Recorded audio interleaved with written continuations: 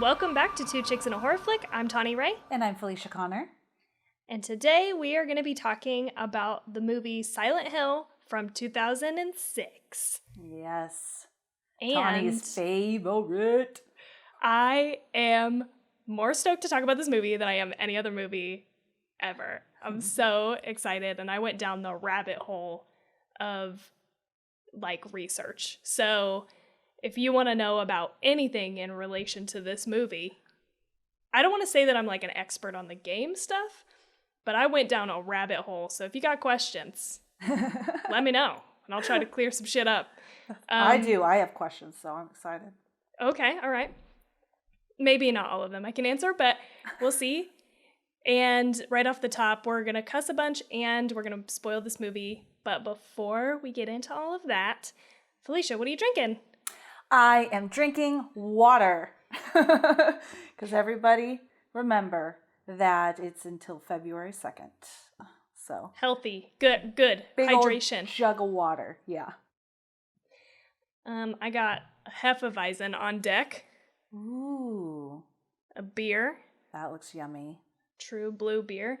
Somehow Jade read my mind. Because I called him to be like, hey, when you go to Albertsons, will you stop and pick me up just one drink? I just want one thing. I don't want a bunch of drinks because I'm having some stomach things. I'm going to go back to the doctor. So this is not going to help that. This is actually probably the opposite direction. But when I called him, he was here and he had just gotten home and he was like, I was like, did you happen to read my mind and get me a drink? And he was like, I don't know. Am I the best boyfriend in the world? Oh, I was snap. Match made in heaven. He's great. I can't believe it. Yeah, I was like, thank you. Thank you for doing that for me.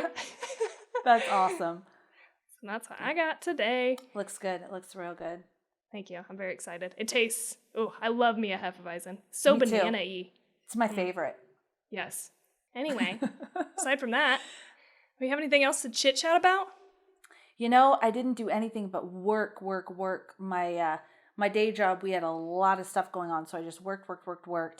I saw the 2 new episodes of that chapter when I was waiting to pick up my daughter from school. But other than that, Night Stalker. Yes. We watched all of that. We literally, me and my husband started it and finished it at midnight. I loved your messages to me, by the way. I was living for that. I was so excited because I had just watched it also and was still dealing with all of the emotional ramifications. And Dude, my heart was racing. I was livid. Yeah. I was livid. I just kept telling my husband, I hate that journalist.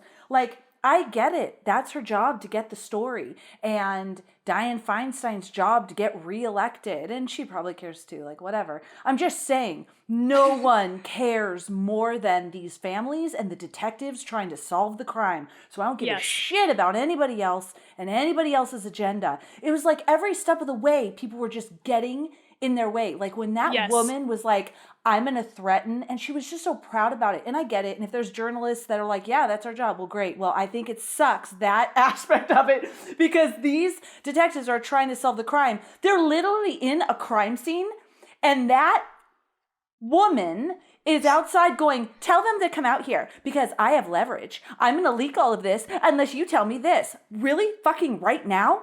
Because guess what? Somebody's family member was horribly killed, and we are trying to solve this crime, not deal with your fucking manipulative bullshit. I'm still, my heart now is racing. Oh, yeah. Don't give yourself a heart attack. No. I was so mad. I was pissed too. I was just are you kidding me? Anyway, we can table that because we've been talking about maybe doing a little bonus episode on that. So please, we got to, because that was so great. And not to give anything away, but my husband and I have such vivid memories because I was 8 and he was 9 during that time. And I was remembering, a lot of this, and it's just, what a phenomenal job. But yeah, we maybe want to do a bonus episode on it. So that's it. Yeah. I don't think I have anything else to update with either. Oh, I do want to say, actually, I lied. we started Lovecraft Country. It's taken us forever to start this show, and it is wild. But I'm really enjoying it. Like in the beginning, I was kind of like, holy shit, where are we going with this? Because we were moving through it at breakneck speed. Like, I'm not going to ruin anything, but the first couple episodes, you feel like you just watched an entire season of something. So I was like, okay, now what? Now where are we going? But I'm really, really enjoying it, and so I'm excited to keep watching it. I know nothing about this show. It's weird. It's on HBO, and it's like a horror sci-fi. But it's produced by, I think it's produced by Jordan Peele. And so it's really interesting. It's set like in the 50s, and our main cast of characters are all it's this family of Black men and women going through this. And so you're also seeing like through their lens, like the racism of the time and the segregation and stuff. So that's like a part of the story too. Really? And on top of that, it kind of reminds me of As Above, So Below, because it's got these like Indiana Jones, like, I don't know, like, what's the word? Where they're going through and like uncovering clues. Like, it's like really cool. It's this like, is the most interesting summary of a show that I've ever heard. It's really great. It's really great and layered, and I just really enjoy it so far. So we'll see how it goes. Oh, that's very cool. Okay, I'm gonna have to check it out. I recommend it. Something I am going to do is I was realizing, and I was just pulling this up because, wow, the love. I keep getting these, hey, Horror Movie Crew has posted about you. They're listening to The Strangers. We Love Horror Podcast is listening to our episode. You know, all of these different people. Homies of Horror, I saw. Homies of Horror. Yep, that's another one, Homies of Horror. Jess with Horror Movie Crew. Didn't she post as well? Yeah, Jess with the Horror Movie Crew was also posting. So the reason I'm saying all of these things is I just feel so honored. I think even Terrified State. But anyways, so honored that everybody is listening and posting about it. Yeah. And I haven't listened to anything. So I keep having this idea that I have to, because for the true crime I listen to, I have to be dedicated to listening to that. Because I'll be listening, and if I'm doing something else and not fully paying attention, all of a sudden I'll hear, and Kim did it. Kim? Who's Kim? You know what I mean? But I realized with horror podcasts, because we're just talking about movies and horror, I could probably have it playing while I'm doing other things. I don't have to have as attention to detail like I do. I don't listen to true crime while I'm working because I miss it all. So it is my goal next week, every day while I'm working, to play and listen to someone's podcast. Oh, awesome. Yeah, I've been having a hard time listening too, so I like that plan. And so yeah, thank you guys for listening. I'm like, there's so many of us, which is awesome. There's like an abundance of our like horror podcast friends, right? Which is awesome. And I'm having a real hard time keeping up with everybody's episodes. I'm like, I need to listen to this one and this one. And like, I've got a stack of them that I've downloaded that I'm having like trouble getting into.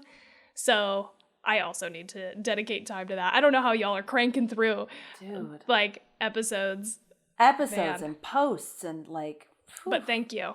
Really, really good. I need to learn their secret. Yes. They're killing it. Yeah, so thank you. I just watched this movie last night. So it's fresh. It's fresh on the brain. Ooh, good. Okay, so I'm excited to get into this. So I'm gonna do things a little bit differently today. I'm gonna give you the cast before I get into, I don't know, I just figured I'd try it opposite today. Ooh, you're going rogue. I Okay. am going a little rogue. So we're talking about Silent Hill from 2006 again. And the director is Christophe Gans. And he's French. I hope I'm saying that right. Do you think it's Gan? Gans. I keep saying Gans. It could be Gans. It could be Gan. It could be Gan. If it's French, true. Right? Gan. So I apologize. I'm going to say Gans the whole time. And I apologize if that's wrong. Go. Probably. So we've got Jodelle Ferland, who plays not one, but 3 characters. This is a little girl. So she plays Sharon, Alessa, and Dark Alessa. Mm-hmm. Well, maybe I should say young Alessa, Dark Alessa. Then we've got Rada Mitchell, who plays Rada. Okay, who plays Rose De Silva, Sean Bean, who plays Christopher De Silva, Laurie Holden, who plays Sybil Bennett, who was in The Mist and The Walking Dead. That's where you will remember her from. She's the officer. The mom. Oh, that's where. Oh my gosh, I thought she looked like my daughter's ballet teacher. I was like, was her? Oh. Because she looked so familiar and they look similar, so I had to look up her name. Like, was her teacher in this movie? Okay, that's where. The Mist? Oh, she had longer hair. She was the love interest, right? Or not the love interest, but yeah. Okay. Yeah. Yep. But she looks so different with the haircut. Yeah, that it's you almost don't, like, I'm always, even though I've watched this movie like thousands of times, I'm still always reminded that that's Laurie Holden. You know what I mean? So anyway, then we've got Deborah Kara Unger, who plays Dahlia Gillespie, and Alice Krieg, who plays Christabella. I'm just going to end there. Those are our main characters. We have a couple more, but... Christabella, the main, like, religious leader lady? Okay. Yes. Yeah. Okay. So now it's time for 2-ish minutes with Tawny. I worked real hard on this today because it's really hard to summarize this movie in a small amount of time. And I timed myself, and I think I got it down to around 3 minutes. So I'm excited. Let's do it. Okay. So, when Sharon De Silva, the adopted daughter of Rose and Christopher De Silva, sleepwalks and has a screaming fit about a town called Silent Hill, Rose decides to take her there against the wishes of her husband to find some answers. On the way, an officer, whose name is Sybil Bennett, tries to pull them over right outside of the town. Rose takes off trying to evade her, but crashes when she veers off the road to avoid hitting a girl. She wakes up in Silent Hill to a foggy atmosphere and Sharon missing from the car. She tries to find Sharon, leading her into town and her first encounter with the other world. So anytime in this movie that we go into the darkness, I'm going to call that the other world.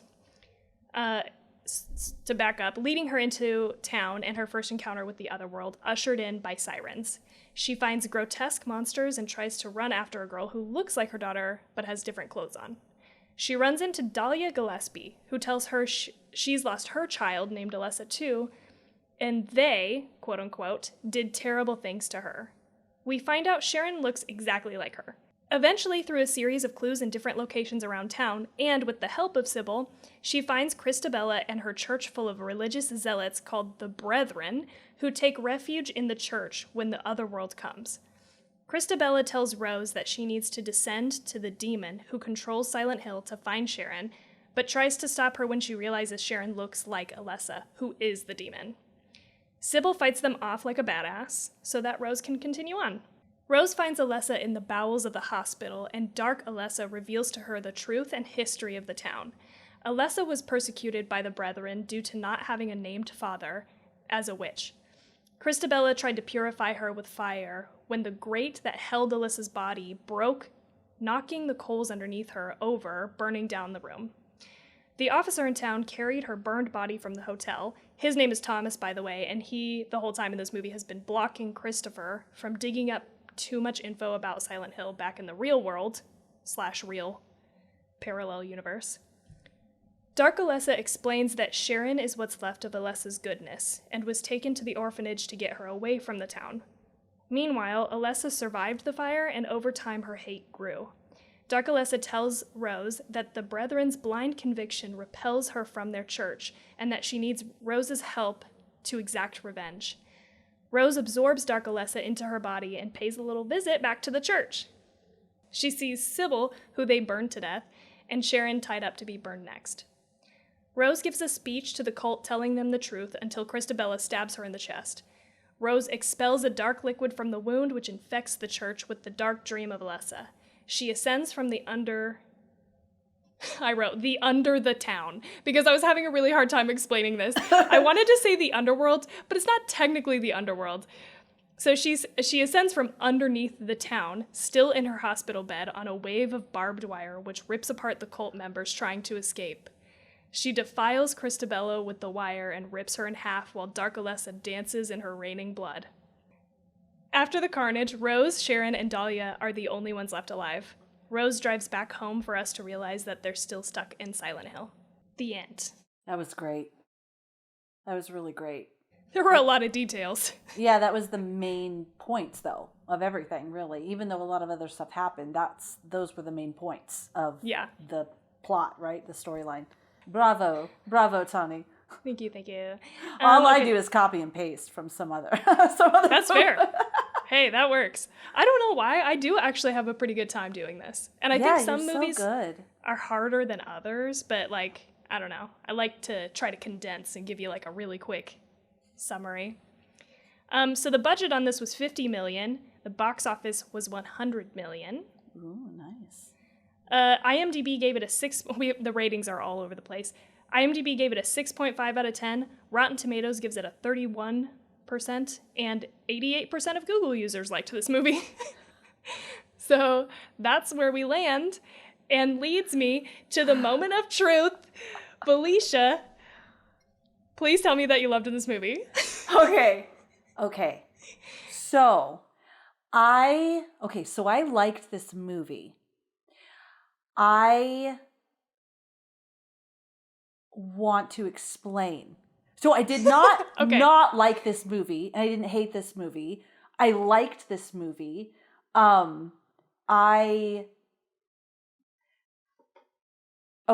So there's just so much. Visually amazing.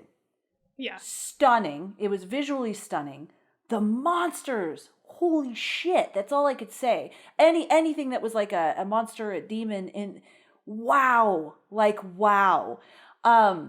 And the storyline, I like that as well. This is how it had a slow start for me, in the sense that I felt like it took me the whole movie to care about the characters.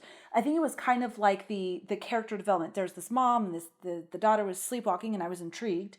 And now we're going to Silent Hill. Okay, so we're going to Silent Hill. I get it. She wants to. I mean, I was like, I would not take my daughter there if she was having night terrors, but then we wouldn't have a movie. So she's going to Silent Hill. Okay, and the dad doesn't want her to. Okay, and now she's like. And then when the cop was walking towards the car, and she was going into that gas station, she doesn't even see the cop, and I'm like, dude, that cop is going towards your car. And now she's speeding, like recklessly, like insanely recklessly. And I'm like, whoa, slow down, you're going to kill your kid. And then when she wakes, and she sees that the girl is gone, when she is, in the beginning, it seemed more like she was interested in the town than she was finding her daughter, until she would see glimpses, and then she would chase her. What I felt like, and I'm so curious what came first, I felt like I was watching a video game, meaning that's how a video game would go. You would walk in, your character's not like holy shit all the time, right? You'd walk in, you would experience something, you would talk to someone, and on top of that, either that I'm watching a video game type, or she's in a dream. And like when you're in a dream, things happen that are batshit crazy. Yes. But they seem normal until you wake up and you're trying to explain it and you're like, well, that was weird. Yes. So it threw me. It very much threw me because I feel like she would be more terrified. Like she would really be losing her shit. But as it went on, it was almost like her character had more of a purpose besides just chasing this girl every once in a while. She really seemed like she wanted to find her. Then the storyline was revealed. Then she had this purpose. Then she became a total badass. And then I loved it as it was moving forward. One point, and then I'll stop and we can discuss this, that I actually laughed was when her and the cop were in this room, those flesh-eating bugs are out there with that terrifying man.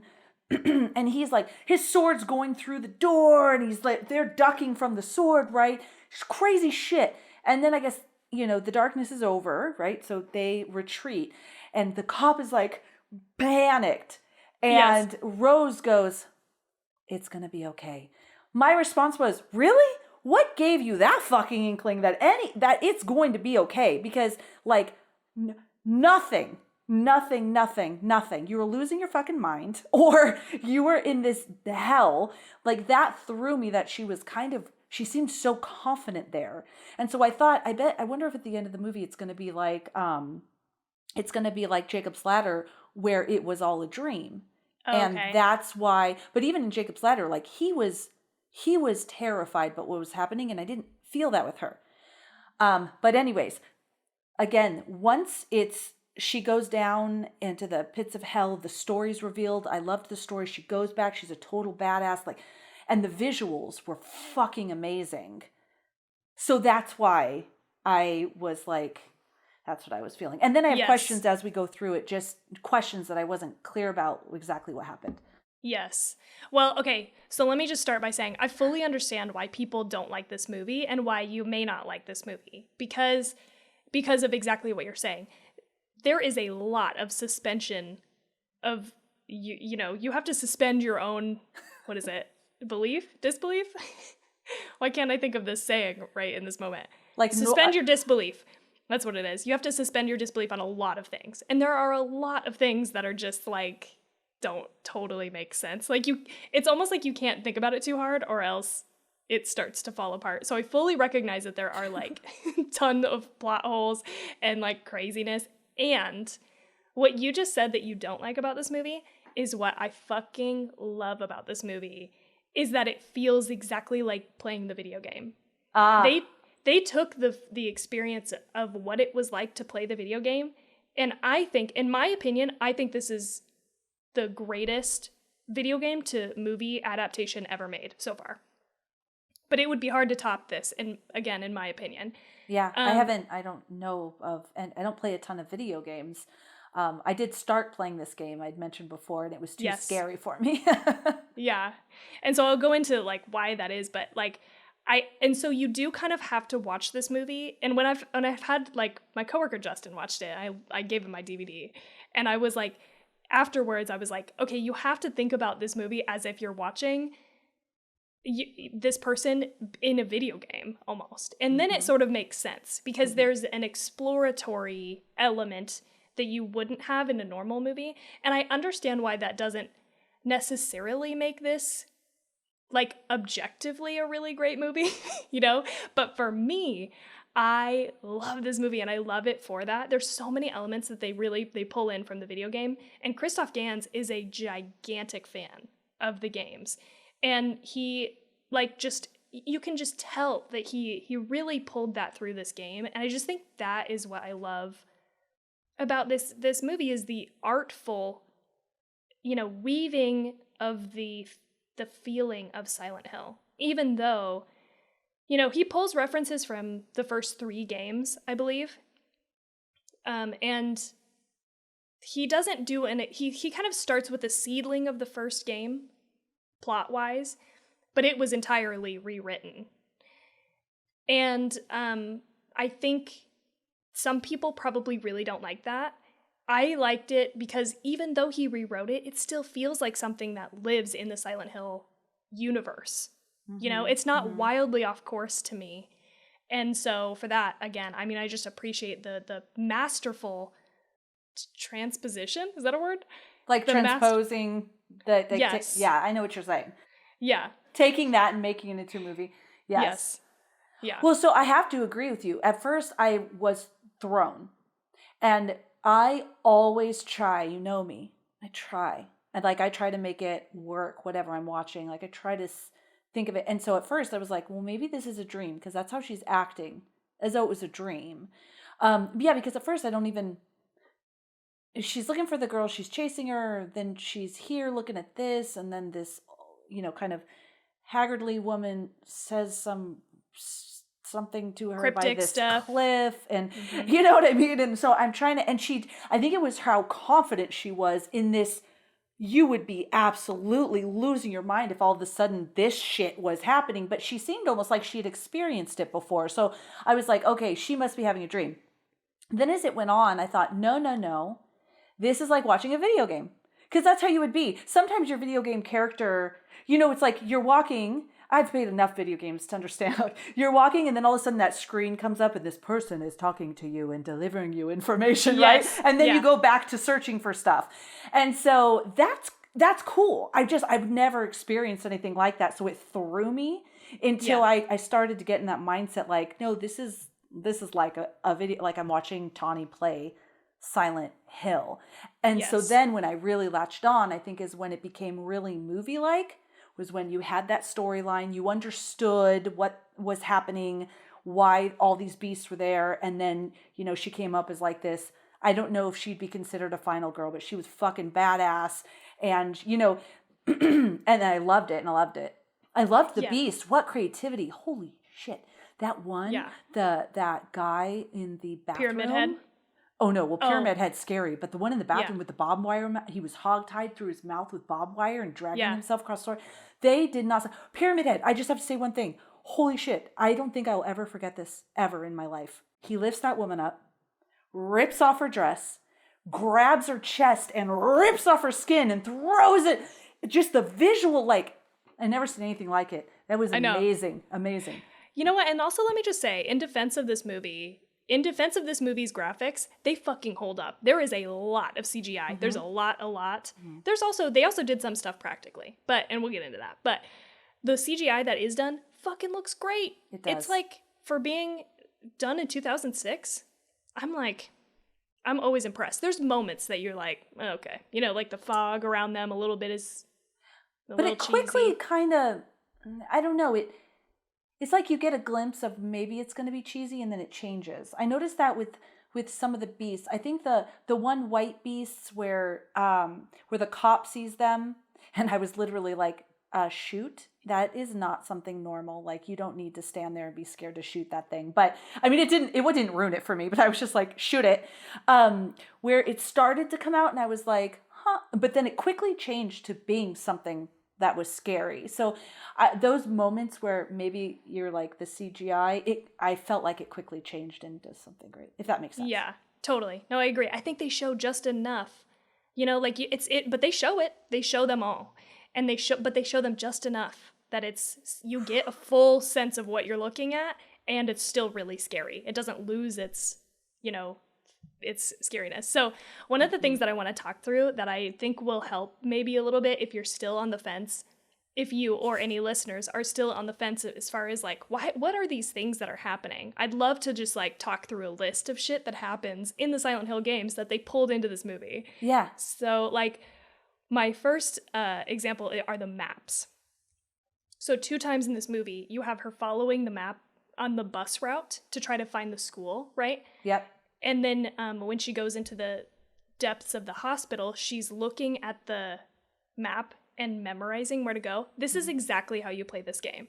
If you've never played Silent Hill, and if you have played Silent Hill, you fucking know. You know that this is how it goes. You get a map eventually. Sometimes you go into a space and you don't even have a map. You have to wait and find the map. And then you have a map and you have to open the map fucking constantly because it's like a maze. You have to know where you're going.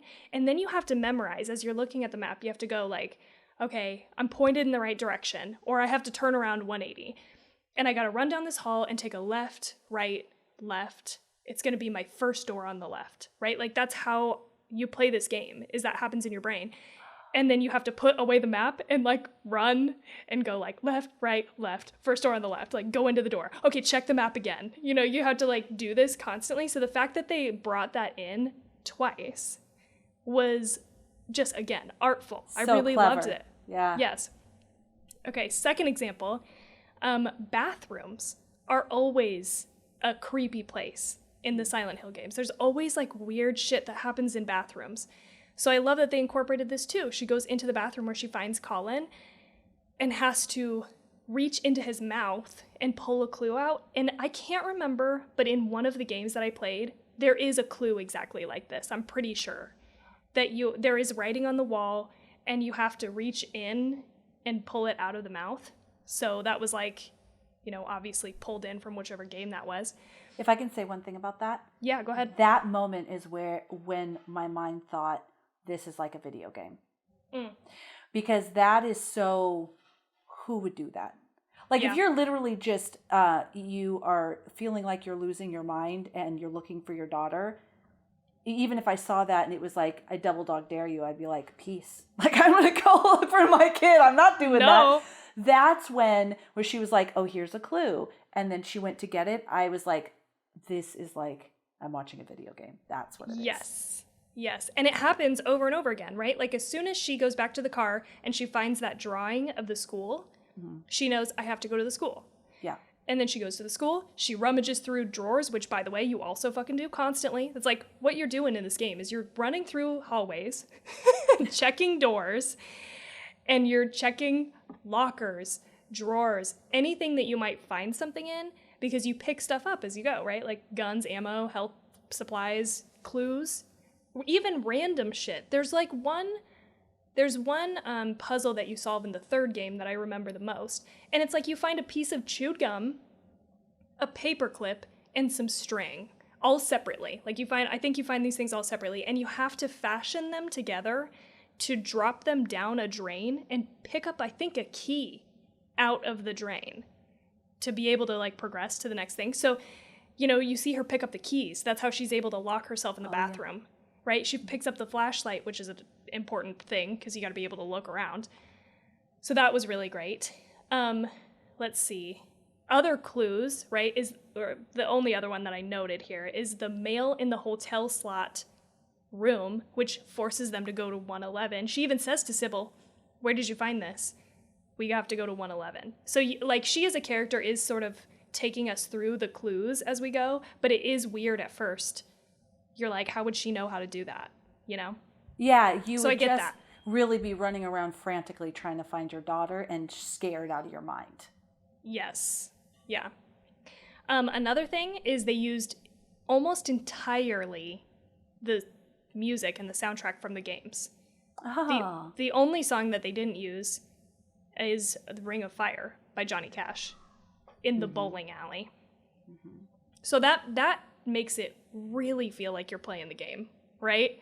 That was I remember, this is another one of those movies that I went to go see in theaters, and I ended up going back to the theater and watching it several times. How I did that, I don't know, because I was 15, and it's rated R.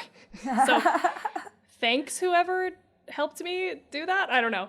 But I remember watching it the first time and seeing the title, card on the movie, and they're playing the Silent Hill music, and I was just like, fuck yes. Like, I am so in for this.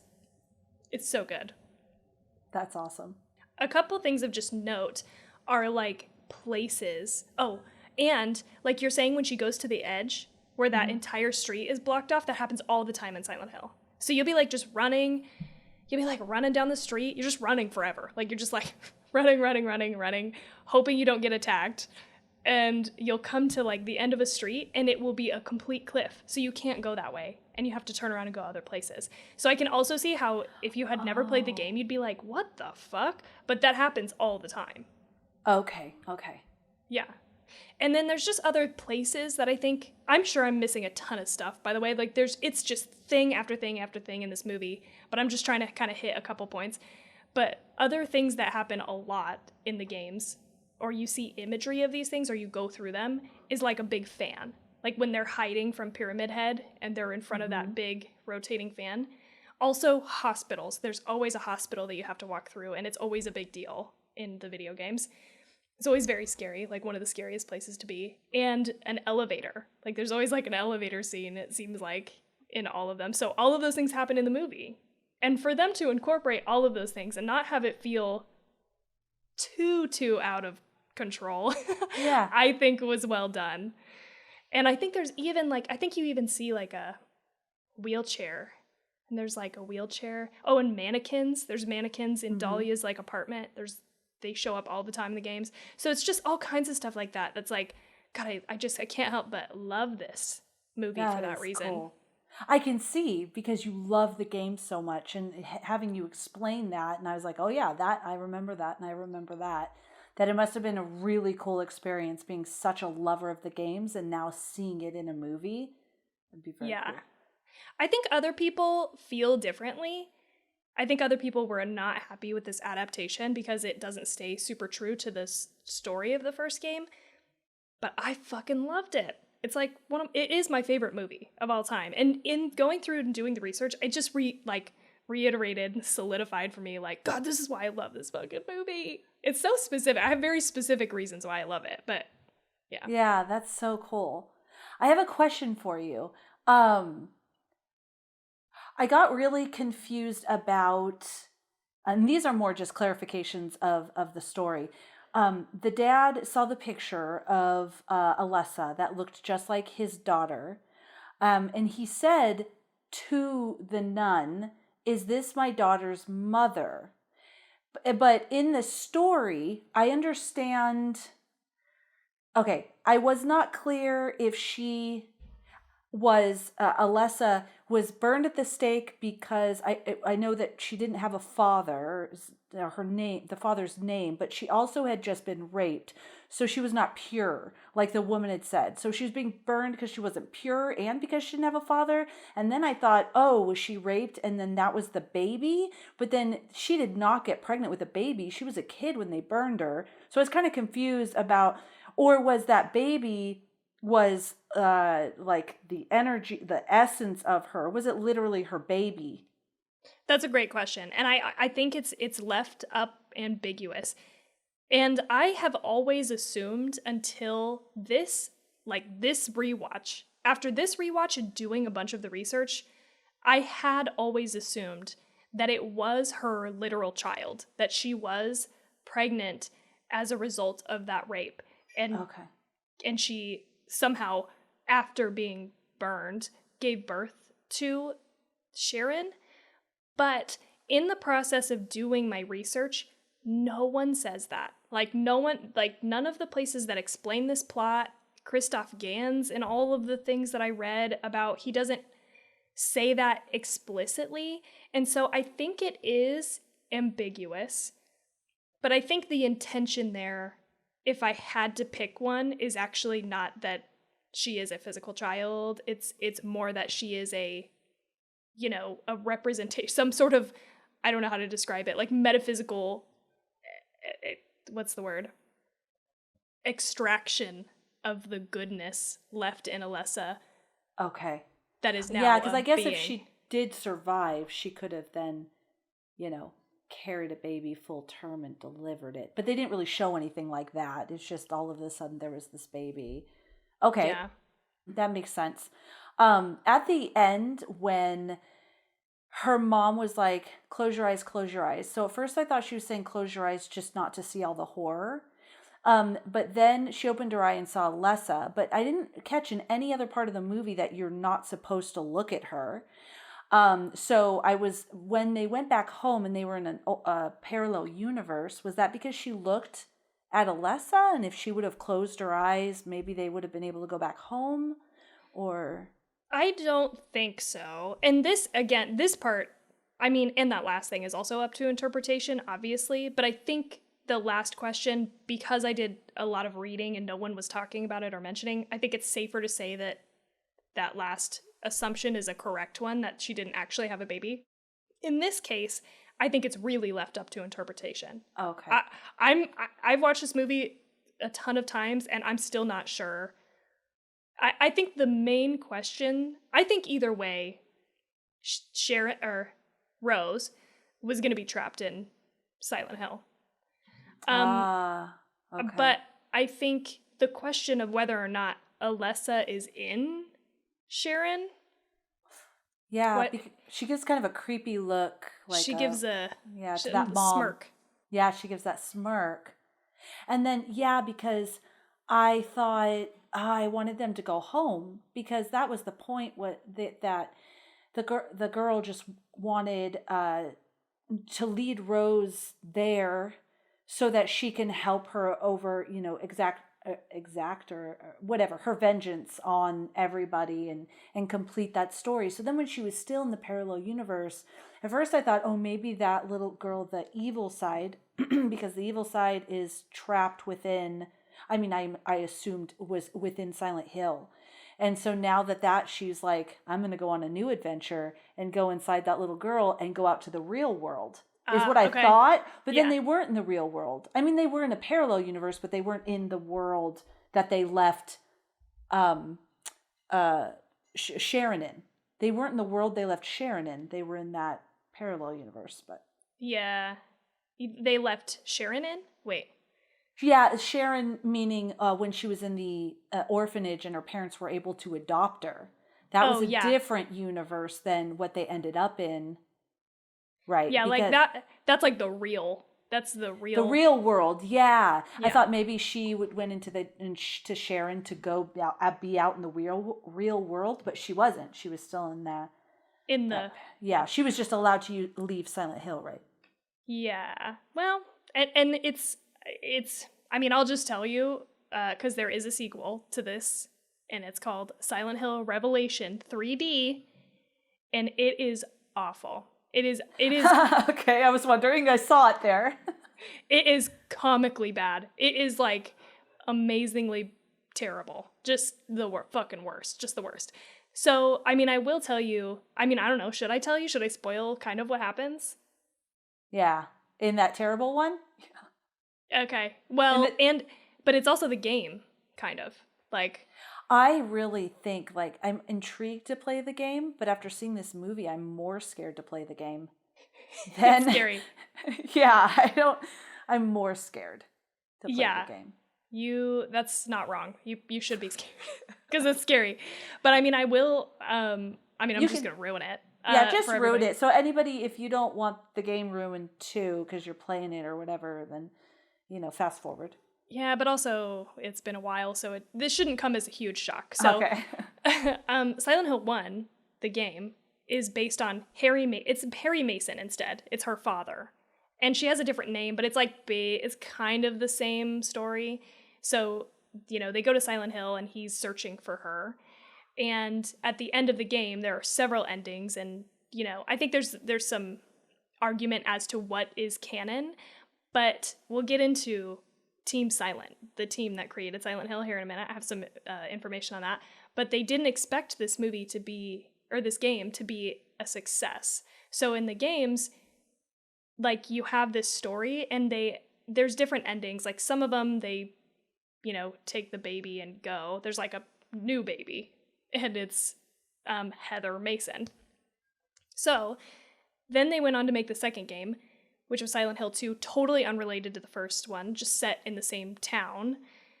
And this is the first game that we see Pyramid Head and the nurses, I believe. Oh, yeah. And they are actually like manifestations of the main character James's like psyche and what he goes through and his like plotline through that game.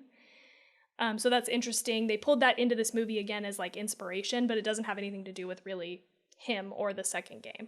So then the fans loved Silent Hill 1 so much that they wanted a continuation of that story. They were like, Silent Hill 2 was great, but we really want we want to know what happens. We want you to answer the questions that you posed from the first game. We want to see what happens with all of this. And so I don't think they were really prepped to make a sequel, but they ended up doing it to please fans. So it was really more of a fan service type thing. So Silent Hill 3, my personal favorite of the game series, features Heather Mason as I think she's 17-year-old. So she's grown up and Harry Mason is her father and all of this background and history has been hidden from her and she runs into a, detective that's trying to run her down and he's running her down on behalf of this crazy cult that wants to find her and bring her back to Silent Hill to birth their god. And their god is we're going to purify the world and turn it into paradise by bringing forth these monsters. And so that one's my favorite. And you can tell that he pulls some of that inspiration into, and some of this happens in the first game too. The first game is the one I haven't played through all the way. It's really hard to go back and play that game because it's real clunky because it was done on the PlayStation 1. And, but I've played through 2 and 3. So but I did read the summary and there is this cult that's trying to birth their god through Cheryl, who is Sharon in this movie, in the first game. and they don't succeed. So then they try to bring her back as Heather and do it again. So, I think, did they intend to continue this story? Not really, in the game. And so I think that Christophe Gans, if I had to guess, took a similar approach in the movie. He just left it up to interpretation, but there is a story, and we do see Sharon, quote unquote, go on to live a life. So it's insinuated, by that sequel, that she survives and comes back to the real world, but Rose does not. And there is a quick scene in this Silent Hill Revelation where she does like a really dumb exposition thing where she's like talks to him, Christopher, like through a mirror, and she's still stuck in Silent Hill, and she's like, I found a way to get her through, but I couldn't come through. I could only send one of us, so I sent her. Like, so that's how they just wave that off, Does at the end, now I'm trying to think back, at the end of this one, is the little girl, did she make it through? No, I don't, but that's the thing is like the second movie, they completely like retcon what the first movie did. Like they just ignored entirely what the first movie did and just made up their own rules and did whatever the fuck they wanted. So it really doesn't have, because it's not the same director and everything. It's just chaos. Gotcha. Okay, because I was trying to remember. I remember specifically the wife sitting there and him waking up and she's not there, and her sitting there and he's not there. And then I didn't remember where the little girl went, though. Yeah. Yeah. Okay. Hopefully that helps. Yeah, I know that does. That helps. It's kind of all over the place, and I give you a lot more background on the video games than I intended to, so. No, that was really cool. That was cool. Sorry. I hope everybody else isn't bored by that. No, I don't think so at all. It's interesting. It's intriguing. Yeah. Especially because what you explained was in the video games and then how it's playing out in the movies. That is good shit right there. It's interesting. Like I'm like, you got questions? I got answers. Well, maybe. Hopefully. Oh, I just wanted to say one thing. When the cop went up to the car and talked to the little girl, and the little girl said, I can't talk to strangers. I said, good girl. And then the cop went, good girl. Good girl. I knew you were going to like that part. I was like watching it and I was like, Felicia's going to like this. Oh my gosh. Okay, cool. No, you can go. Yeah. Okay, so while we're sort of on that, train of thought about the video game, I love the video game so much, and I just feel like it's important to put in a little bit of information. This is like outside of what we normally do.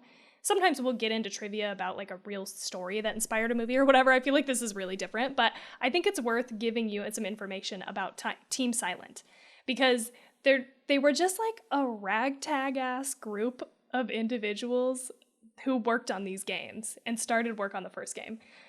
So Team Silent consisted of staff members that had failed at other projects and originally intended to leave the company before the Silent Hill game turned out to be a success. And there's this like long video, I can link it in our Facebook group. It's like an hour long that gives you like the history and what happened like through all the games with Team Silent. And I watched a good majority of that and it was really interesting. So I'm not going to get into super, super details. I'm just going to tell you a couple stories that I thought were really interesting. But in that video, she said this team was young, untried, and untested. And I thought that was just like a really great summary of them. So, director Keiichiro Toyama questioned Konami's decision to appoint him as director, as he had never been one prior to Silent Hill and did not have much experience of horror movies, but was interested in UFOs, the occult, and David Lynch movies, which influenced the game's development. Ah. Also, I didn't put this in my notes, but I think we talked about it in Jacob's Ladder, but I'm going to reiterate it here. When they wanted to make this game, they were looking to make this game a success in the US. So they looked to United States cinema to create like the basis for this game. Takayoshi Sato eventually approached the company's higher ups with a short demo movie he had rendered and threatened to withhold his technical knowledge from other staff members if he was not assigned 3D work. Apparently he was like brand new. He was like a new hire. And they had him doing like just placing text and like bullshit new hire work. So that's why he issued this ultimatum to them. And like I was saying, he was teaching older people in the company how to do this and not getting credit for it at all. So this is how he was given the role of developing the 3D cutscenes in the game, but he was the only one to be able to work on them. So Sato animated the facial expressions by hand instead of motion capture. Like the rest of the, like, you know, running and stuff. This is for the first game also, just so you know. I didn't even really get into details about the second and third and so on games. But the rest of it was motion capture. But he thought that doesn't really capture the emotion that we need from these cutscenes. So he did it by hand, and it took 2,000 render hours and 3 years of long hours to do it by himself. Oh my gosh. Isn't that crazy? Wow. That's dedication. It is dedication. He was really dedicated to that. And that is partly because he wanted it to look realistic. And the 3D cutscenes from this game, I mean, especially when you hold them up to gameplay, they look really good. Like, the gameplay's really, like, clunky. And other games that had come out, I'm sorry, I didn't even write. I was like, I'm not going to get into all this. It was too much information. But earlier, like, the other video games that were coming out at the time, like Resident Evil, they had 3D characters, but they were just putting them on, like, 2D backgrounds. So it didn't, like, require a lot of processing power.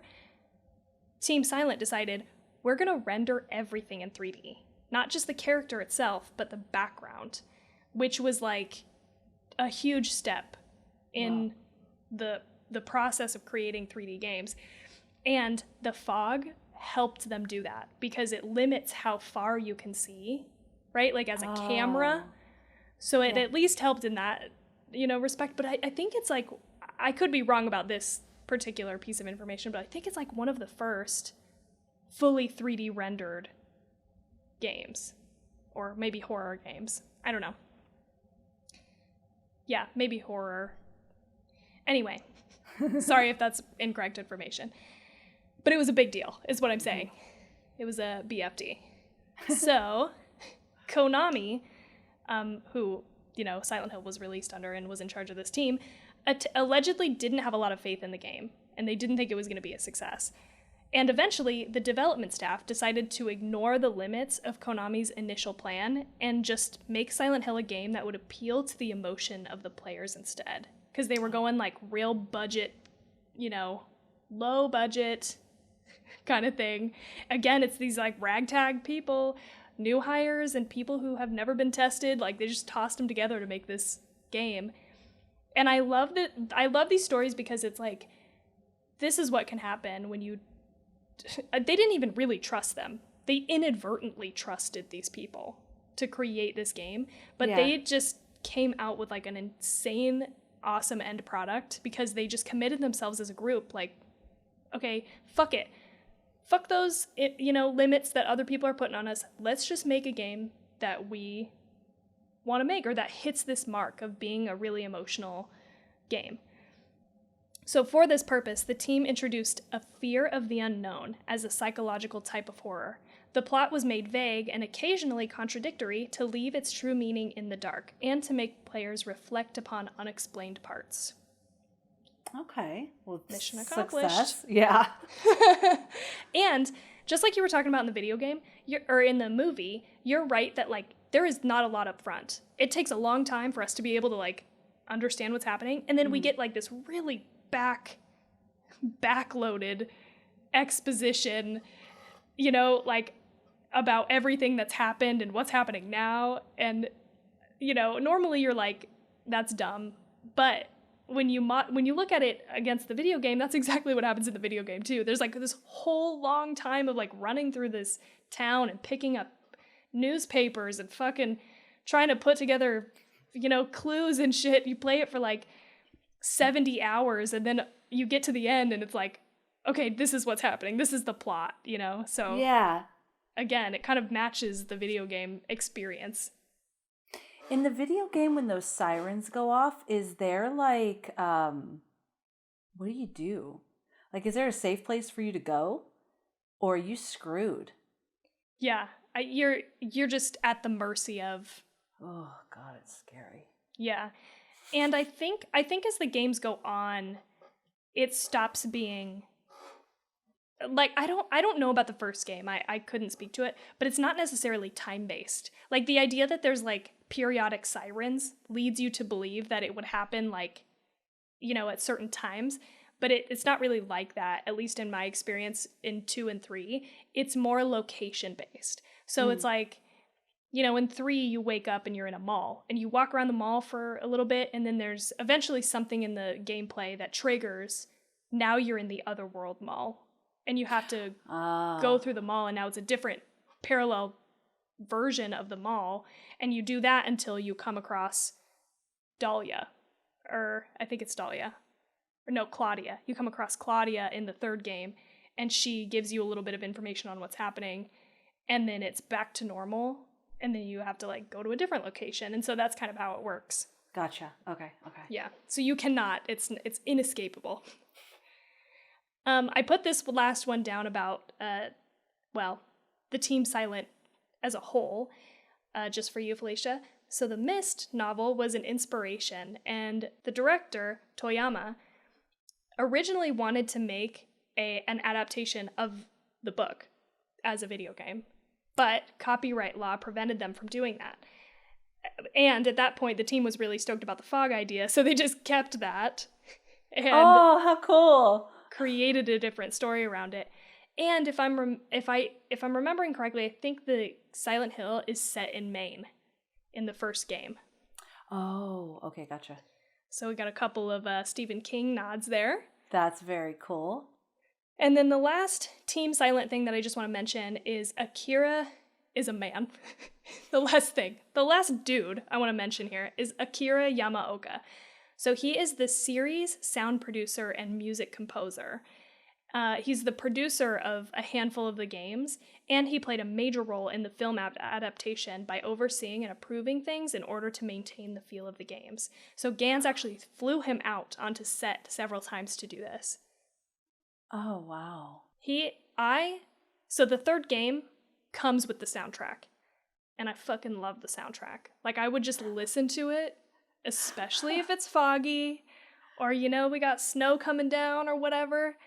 It is an experience. Like, I just love it. He didn't even go to school. He can't even, like, really compose. He just, like, records himself, like, playing instruments and, like, puts it together. And I guess he just told them, I'm gonna do the music on this. Like, he just was, like, he went to school for, like, design. Like, he thought he was gonna be an interior designer and just started, I think, messing around in, like, composer software, or, like, you know, that's not what it is, but you get what I'm saying. Yeah. And he was just like, I'm the only one who can do this. And he's like one of the only people who has stayed on at least through, I think, 2010, and has like contributed so much just to the like feel of the video games and the movie because of the soundtrack and the music. Wow, that's cool. And he said that his favorite movie is Dario Argento's Suspiria. Huh. So we got a fellow horror lover in Akira Yamaoka. That was some good shit right there. That is so interesting. I hope so. I was like telling Jade all this, and I'm like, am I gonna bore Felicia to death with this video game trivia? And he was like, no, not at all. I feel like I don't play a lot of video games. Like, when I was a kid, I played a lot of Nintendo when I got a Nintendo. And that game was too scary for me. And I play a lot of stuff like, I played The Sims, you know, when I was a teen. And I play that Among Us, but I don't play a ton of video games, but you make me want to. I mean, if you're going to play one. Oh, I played Halo. Okay, that was the only thing. Every single pregnancy, it seemed like, they came out with a new Halo. And I would be pregnant with my baby, playing Halo, would finish it, and then, you know, a couple years later I'd get pregnant, and then they'd come out with Halo. So I did play that, but literally we got this Xbox One. I got it, it's been a few years. I got it for my husband, and I thought, I want it, because I used to like to play video games, and we got Halo, and I couldn't even move my man out of the first room that he starts in. I'm like in the wall, and I'm like, how do I move? And finally we get out, and I'm like, I'm playing a little bit and I'm like, okay, I think I'm getting the hang of it. And I couldn't figure something out. The two kids come in, my two older ones. They were little at the time though. And they come in and they just like, boom, they play it, beat the level. And me and my husband were like, all right. Officially too old for this. No, Yes. It takes practice. I'm just kidding. You do have to get used to controls and how to do stuff. And it always helps to have, I always have Jade, like I always have Jade to be like, here's how you do this, right? This is what you need to do. This is how you play. Like, and so that's always helpful. Yeah. I mean, when I was playing games when I was younger, I remember on an Apple computer with a floppy disk, it was just like a black screen. Yeah. And it told you stuff. And then you had to type in what you were going to do. And then it told you something else. They were like, I don't know what they're called, but these stories like that. And then some were, I love having to pick up clues and having to figure stuff out. It's just been such a long time that I've ever played that. Yeah. I would recommend, if you play one, I think you'd like Silent Hill 3. It's much easier to move around. Like, it's really hard to go back and play Silent Hill 1, at least for me. Like, it was difficult, even just moving around. But Silent Hill 3, I played a little bit of Silent Hill 4. It's called Silent Hill 4: The Room. And I didn't like that one as much as I liked the other two. Maybe if I just have to navigate around a room, though. I'm just right. That's good. true. That does help. Although you switch between being first person in the room, and I think you go third person when you leave the room. So you're actually trapped in your apartment, but there are like these portals that open up that, sort of take you to Silent Hill-ish. Like it's different. It's like a different kind of take on the games, but anyway, didn't finish that one. Started playing it. This is a side note, but what game console do you recommend? Because my daughters have the Xbox One.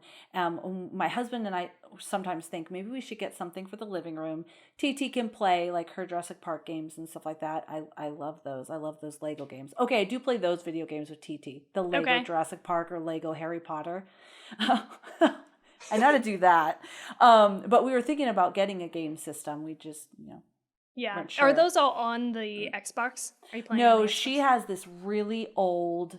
No, the girls have the Xbox in their room. Her grandmother gave us a Wii. It's a Wii, so it's even hard to buy games for it. I had to find specific Lego games that were even able to play on that. But that's what we have in the living room. I don't know. This is a hard question to answer. I would just say whatever you're most used to, but if you're not used to either of them, it's like go look at the games that the different consoles What do you have? We have both. I thought almost all of them. I really imagine that you have almost all of them. They're all there. Okay. I personally to this relationship brought a Super Nintendo, a Nintendo 64, a PlayStation 2, and a PlayStation 3. We had Jade's friend sent us his PlayStation 4, but we haven't been able to get it to work. Like, we think it's either broken or the controller is broken. We haven't really tried to, troubleshoot that yet. So I don't know. We have one, but we've never played it. And then Jade brought the Xboxes. So we've got an Xbox 360, I think. Yeah, that's one of my daughters has a 360 and the other one has the one. The one, okay. Yeah. And then the Xbox One, we have that as well. And what's the newest one? Is it the Xbox? I don't even know. That's the new one. We don't have either of the newest consoles. My daughter's been asking me for the white thing that goes over her face. What is it called? Is it a PlayStation View? Maybe it's like this thing. Yeah. What did she want me to buy? Oculus Rift. But it's this thing that she wears, and I guess the game is within there. Maybe you're like walking around. I don't remember what it's called. It was expensive. We didn't buy it. Yeah, I'm not super because that's on this. top of the game system. So you have to buy the game system, then you got to buy that thing. Yeah. Yes. We also have a Nintendo Switch that we play, or I play sometimes. Oh yeah, I was wondering. So, my daughters talk about that. Video Game Central. Is that the hand thing? Yes. Okay. I saw that in a music video that the girls showed me. Okay. I gotcha. I'm hip to what you're talking about. Yes. And so I think it could just depends on the controller. Like sometimes switching controllers can be confusing right off the bat between PlayStation and Xbox and the Switch. Like it's Oh yeah, weird. I definitely like Xbox controllers. That's what I'm most used to. Okay. Or That's what I would say then. this Wii thing that she has. There's this big controller that it's a lot like the movements are like an Xbox controller. Those ones where you hold in your hand and they're like little gun things you move like that's just obnoxious. It's horrible. Yeah. Or the long Wii thing where Yeah. we never had a Wii. That seemed weird. It was good for her because they do the Just Dance together and stuff like that. And TT loves Just Dance and all of that sort of thing. But very cool. Anyway, total tangent about video games. I wish they would have made a really good follow-up to this because I am intrigued.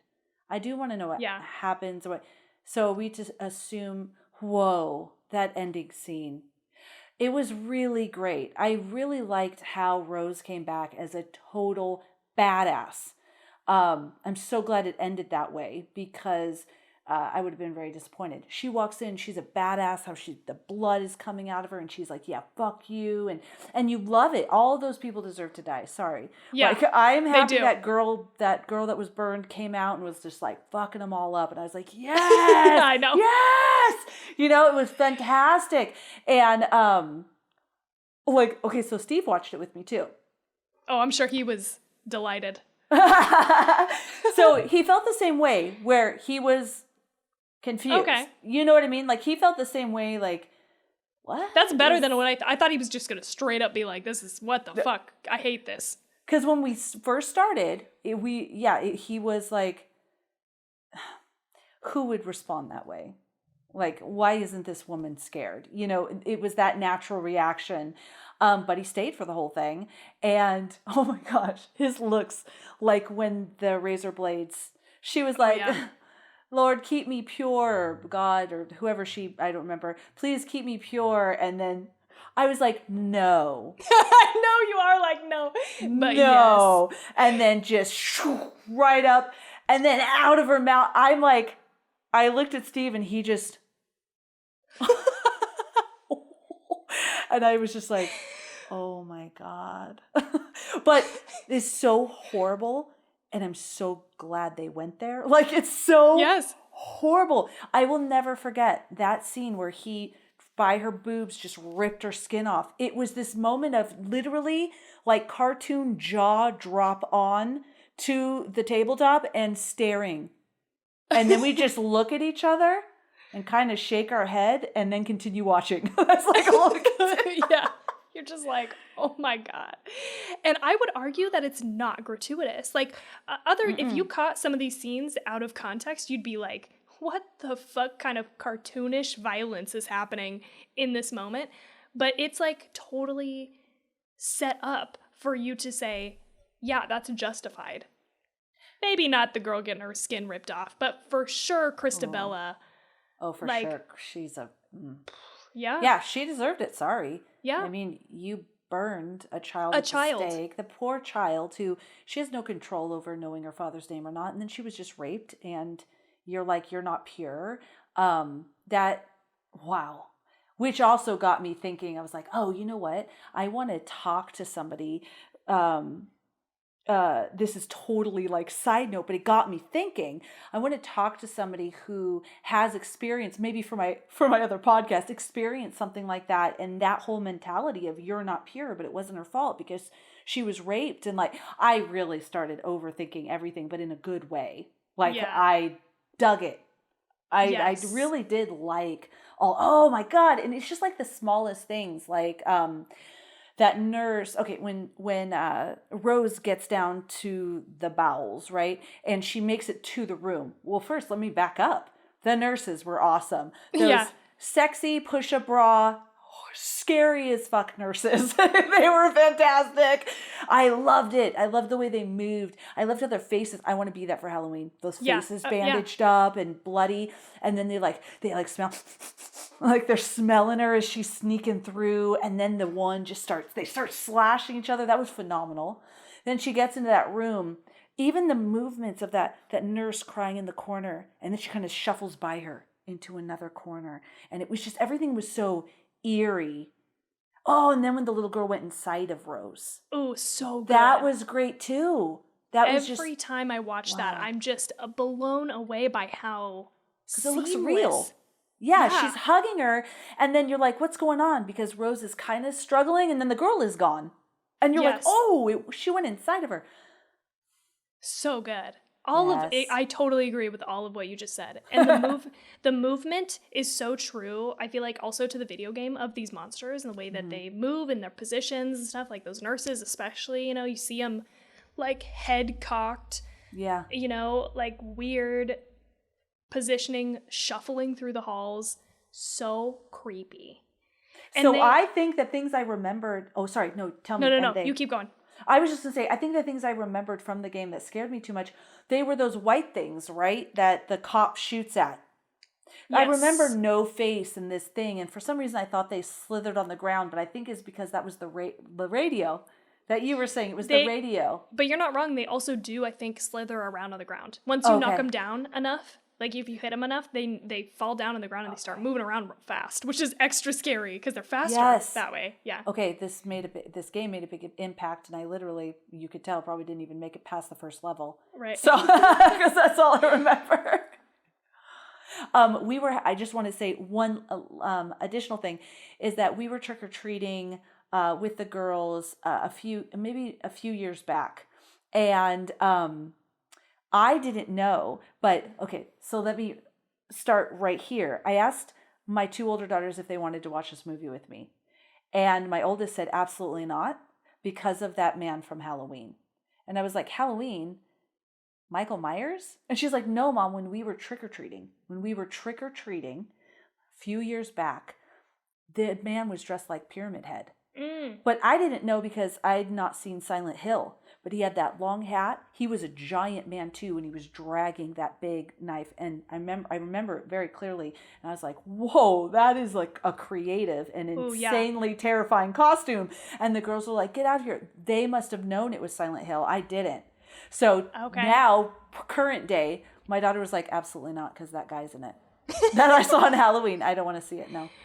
Wow. But I did tell them, I was like, guys, I told them about the ripping off the skin scene. And they're like, why did you have to tell us that?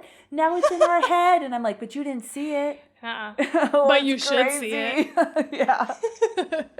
That guy who actually played Pyramid Head, the guy who played Pyramid Head in this movie, wore like 15-inch, I think, platform boots to make him just under 7 feet tall. Like they made him gigantic compared to everybody else. He drags around. He is terrifying. And I have to say that other thing I'll never forget was the guy hogtied by his mouth and his feet with barbed wire, dragging himself through the bathroom. Terrifying. I just kept going, no. I just kept saying that. It was so scary. I think just of note in that scene too, what can come across as funny and what I think other people think is not very scary is because his tongue is going crazy. He's just when he's licking the wall. Yeah. Okay, but here, hold on to that, because when you think about the monsters in Silent Hill, they're all these like very perverse.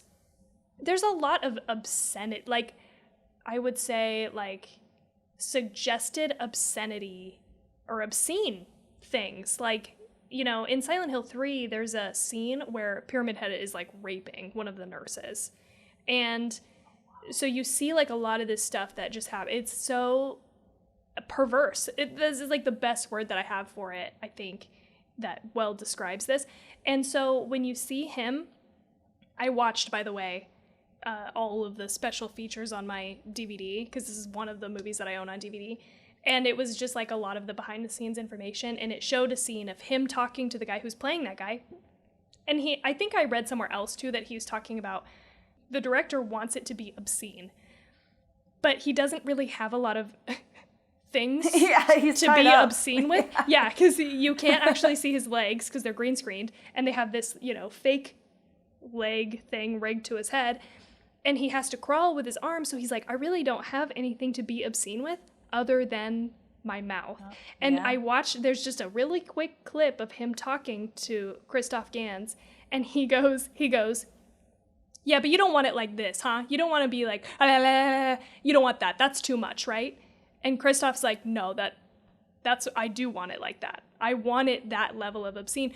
So I think you could look at that and think it's comical, but actually it's pretty fucking creepy when you know that that is the intent, is for that gesture to be obscene. So I 100% agree with you. Like, I didn't think it was funny at all. Yeah. Especially knowing that he was a rapist and like a child rapist, right? After, like, that is an obscene gesture. Yeah. So I didn't, the only thing is, at first, when it was the side view of him, I thought, because it's very fast, they kind of show you something and then they switch to something else and then show it to you again. And I thought he was licking the wall, which was still gross. So, but then, I got it that he was doing that to her and it was obscene. So I didn't think that guy scared me, and it was gross. The way he was just hogtied through his mouth with barbed wire and dragging himself across the floor. I thought that was scary. So scary. Anyway, just knocking off the haters, like my friends, when we watched this, I think when we were teenagers, they thought that was dumb. So I'm sure other people felt the same way. Yeah, sure, probably. Those little fire children too. Mm-hmm. Yeah. I did say, after all of that, when they ran until of course I found out how horrific the church people are, but when they ran into the church and that woman was praying, I'd be right down there on my knees. If I just went through that, and what happened right before that was Pyramid Head ripped that woman's skin off and threw it against the door, I would be praying. I would be whatever you're saying. Whatever you say, just tell me the prayers and I'm good. I'll just follow along. Please let me stay here. I liked how everything burned up like that. Oh, it was like bloody, but also peeling, like burning at the same time. Yeah, I thought that was a very cool graphic. And go ahead. No. Okay, I don't want to interrupt you. Hold on to that. But in some of the interviews that Christophe did, he talks about how, the other world is like Alessa inflicting pain and suffering on this world, just like they inflicted pain and suffering onto her. So it was intentional for that to look like burns and blood. And it's it like was both. She's inflicting the same trauma from her body onto the town of Silent Hill. And I thought that was, because you see that, but you maybe don't make that connection, or I didn't, at least, until I heard him say that. Yeah, and what a horrible way to die, the cop, because she was just over the fire. It was like she wasn't lit on fire right out the gate. She was over the fire, so the heat of the fire, and it just started to blister her and burn her until it finally consumed her. Whoa. Yeah. That was so dark. I have a question about Alessa's mom, but right before I say that, I just wanted to say, totally saw Jacob's Ladder. All especially over. One scene was like literally Jacob's Ladder when she's walking through and it gradually changed to a hospital, because she's walking through hallways, then there's like gates and it's kind of industrial, then it's a hospital, and there was a hospital bed there. I was like, this is so Jacob's Ladder with the bodies hanging. Yes. Alessa's mom. So in that one scene where Pyramid Head rips the woman's flesh off, I just can't let it go. That woman was kind of like, I'm going to throw this thing at you. And she was, and then Alessa's mom does something like this, and then Pyramid Head appears behind the woman. Can she control? Because it didn't seem like she knew it, but in that scene, I don't know if that was intentional. It looked like she had made him appear, or was that not the case? I don't think that she can control what's going on. However, Alessa does spare her, right? Anna says earlier, we cast Dahlia out. Even the darkness doesn't want her. And she's spared all the way through the movie. And she even asks at the end, why did she not take me with the others? I think is what she says. So because Alessa, she knows that that's her mom. She's not going to murder her. Moms are God in the eyes of of their Yes, children. mother is God in the eyes of a child. But I think I know what you're talking about. She just points. She just points at her. And Pyramid Head appears behind her. So I don't know. I caught what you're saying. I don't think that she really has control over what's happening. But maybe I didn't get that. Alyssa has a sense of what's happening and is going to protect her. You know what I mean? Yeah. Okay, that makes sense. Yeah, because then they never explored that anymore, and it didn't really seem like she had any control with what was happening, even though she obviously is not allowed in the church and survives outside without being hurt by any of these things. Right. Yeah. Are you ready for some movie trivia? Yeah, let's do it. Now that we've gone through all the video game trivia. Okay, so the first thing that I want to tell you is that it took director Christophe Gans 5 years to obtain the rights to make this film. He was given the rights after he sent Konami a video describing how much Silent Hill meant to him. Along with the interview, he sent scenes that he filmed on his own dollar, cut up and overlaid with the music from the games. So this is like a labor of love for him. You can tell that he just has so much like love and respect for the video games and wanted so badly to bring that to a film. Yeah. I thought that was a good one to start No, on. that's so good. It's kind of like production-wise, but now I'll give you some information about like the story. That's kind of how I felt about the Rob Zombie's Halloween. Yes. That he had so much respect for that original movie, that he just gave the characters a good story and made them really good. It was, I think I even said that when we were reviewing it, that it just seems like, I could be wrong, but that Rob Zombie has just a lot of respect for this movie and just really loved it. Absolutely. And I think the same is true here. And you can feel that as a video game player. You can be like, this guy fucking knows. He knows what is going on in these games, you know? So on to some plot points. Yeah. Gans gender swapped the character from the video game, as he believed the journey to rescue the beloved child would be more believable if the protagonist was a mother, which led to some accusations of sexism against the director, which I totally understand. I think it is sexist to say that like a father wouldn't love and hunt down their child with the same fervor that a female would. I think that goes along with traditional gender roles. However, for me personally, I love the fact that it then gives us an entirely female cast, and here's the second part. This is what Gans said about it. By changing the protagonist's gender, suddenly it became a film about sorority, maternity, immaculate conception, witches. Actually, Silent Hill is a matriarchy. And I thought that was really poignant because it fucking is. All of the main characters, anybody of consequence in this movie, is a female. Yep. 100% agree. Yeah, I love that. That's a great line. We got to put that on our social media. I'm going to make a quote out of that during the week that we release this. I love that. We totally could, yeah. Yeah, let's do that. Don't let me forget. I want to make a quote out of that and put it as one of our posts because I think that that's just fucking great. I do want to say I totally agree, except being a mama. I bet you if you ask my husband, who would fight and die and do everything he could to rescue us, he would say that I am 10 times more vicious.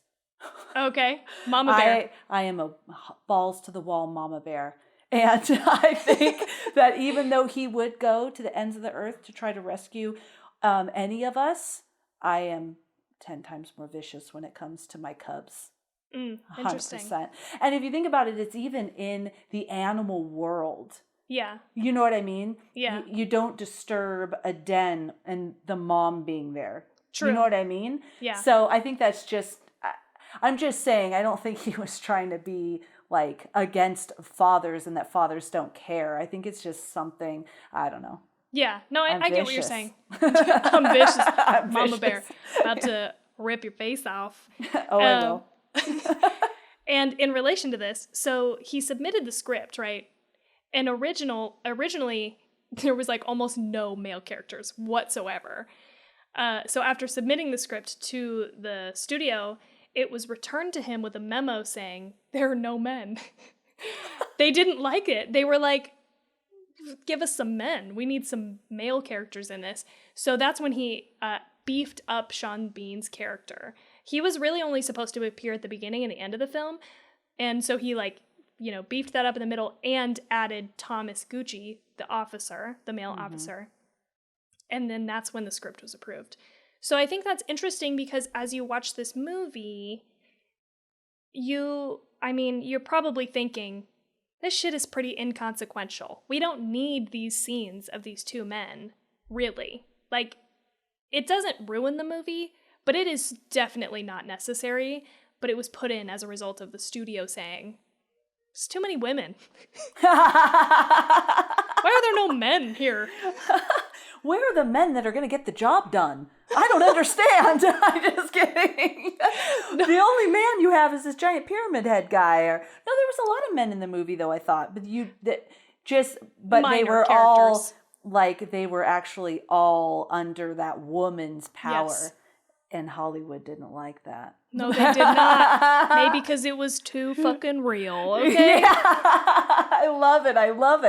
I know. I did like how...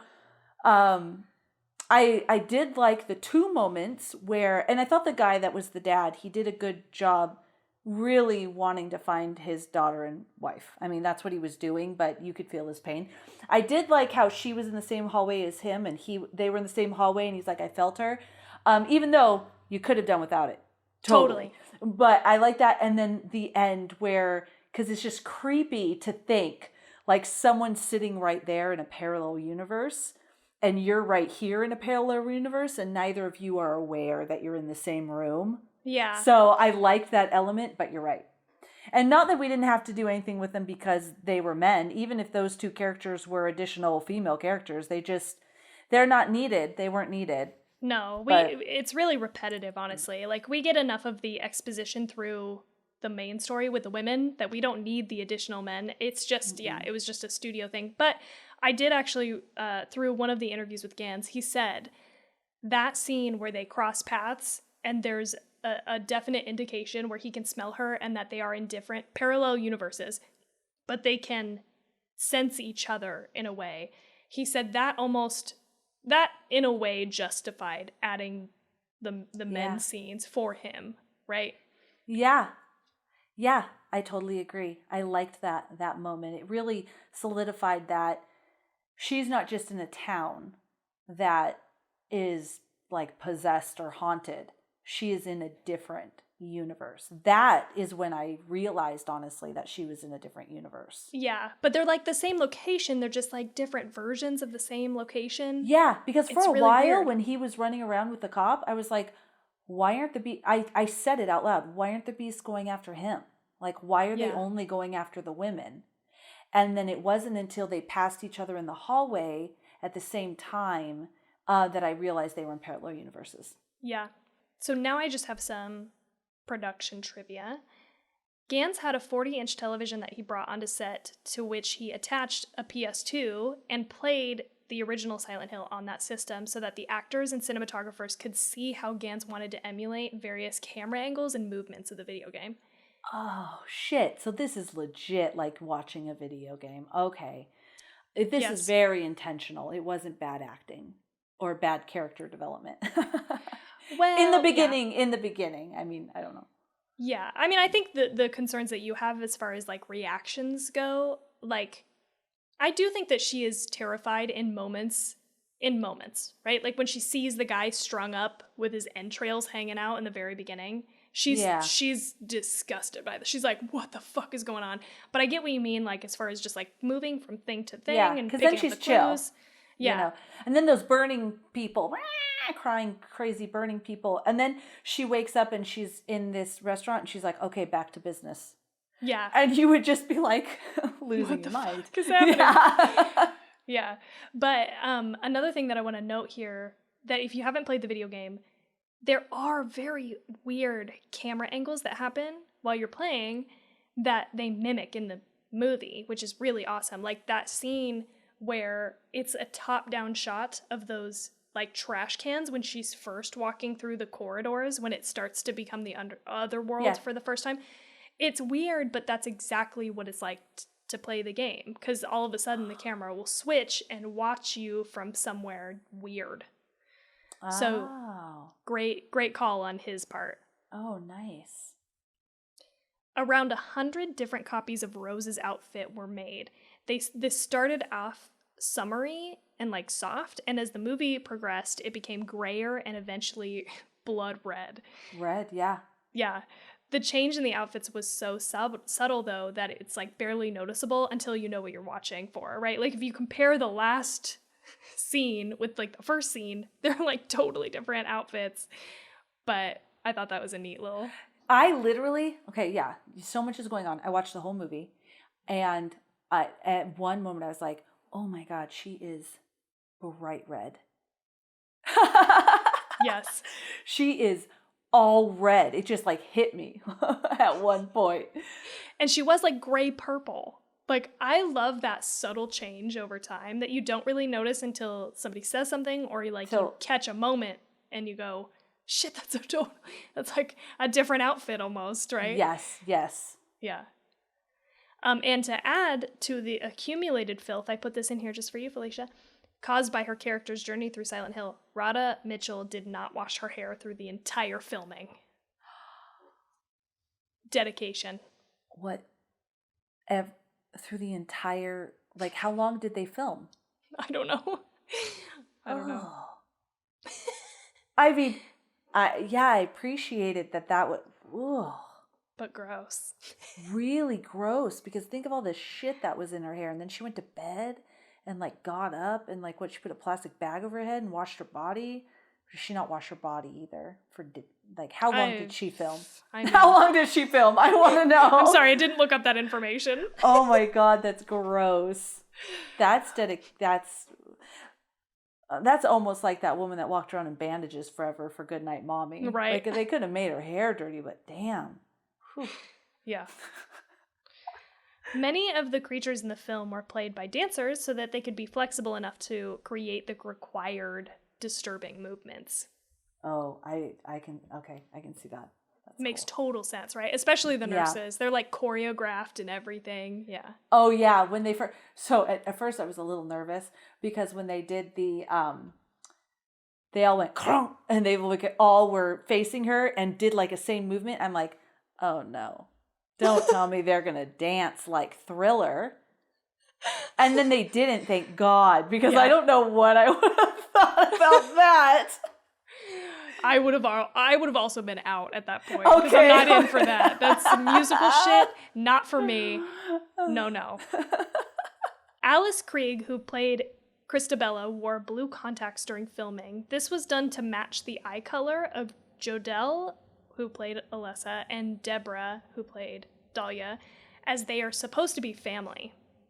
This is not something that I picked up on right away, but this watch I did notice after reading this tidbit. She does say when she's explaining to Rose, the rest of the family didn't love Alessa or something. She says something like that. Yeah, I remember that. And so I didn't make the connection that they're family, but they are, and they show those blue eyes. You know, you see Dahlia, Christabella, and Alessa's blue eyes. Oh, I didn't pick up on that. Oh, okay.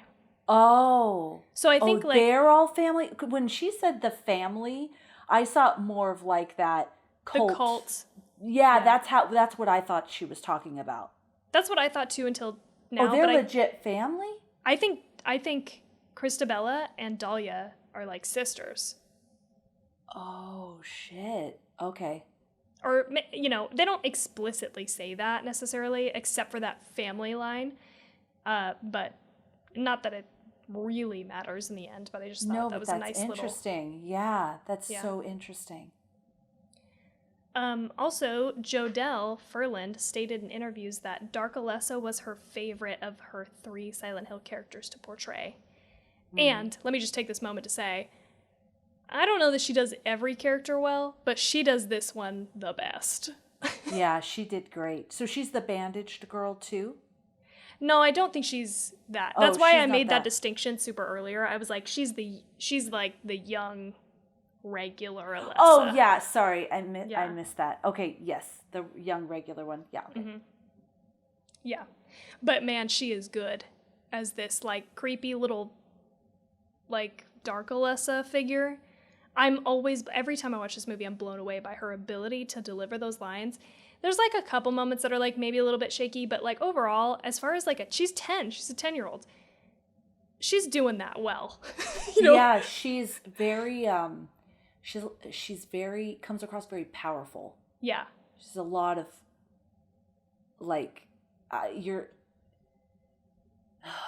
like when she said just tell me what you need to do. She almost like I don't know how to explain this. I don't want to say like a follower of hers, but she wasn't like, man, even the mom was like this little she's like taking direction powerhouse from her. Yeah, that's what I'm trying to say. Yeah, she was taking direction from her, and even she was probably compassionate about her story as well, but was like, you're the boss. Yeah, whatever you need. That's what I was trying to say.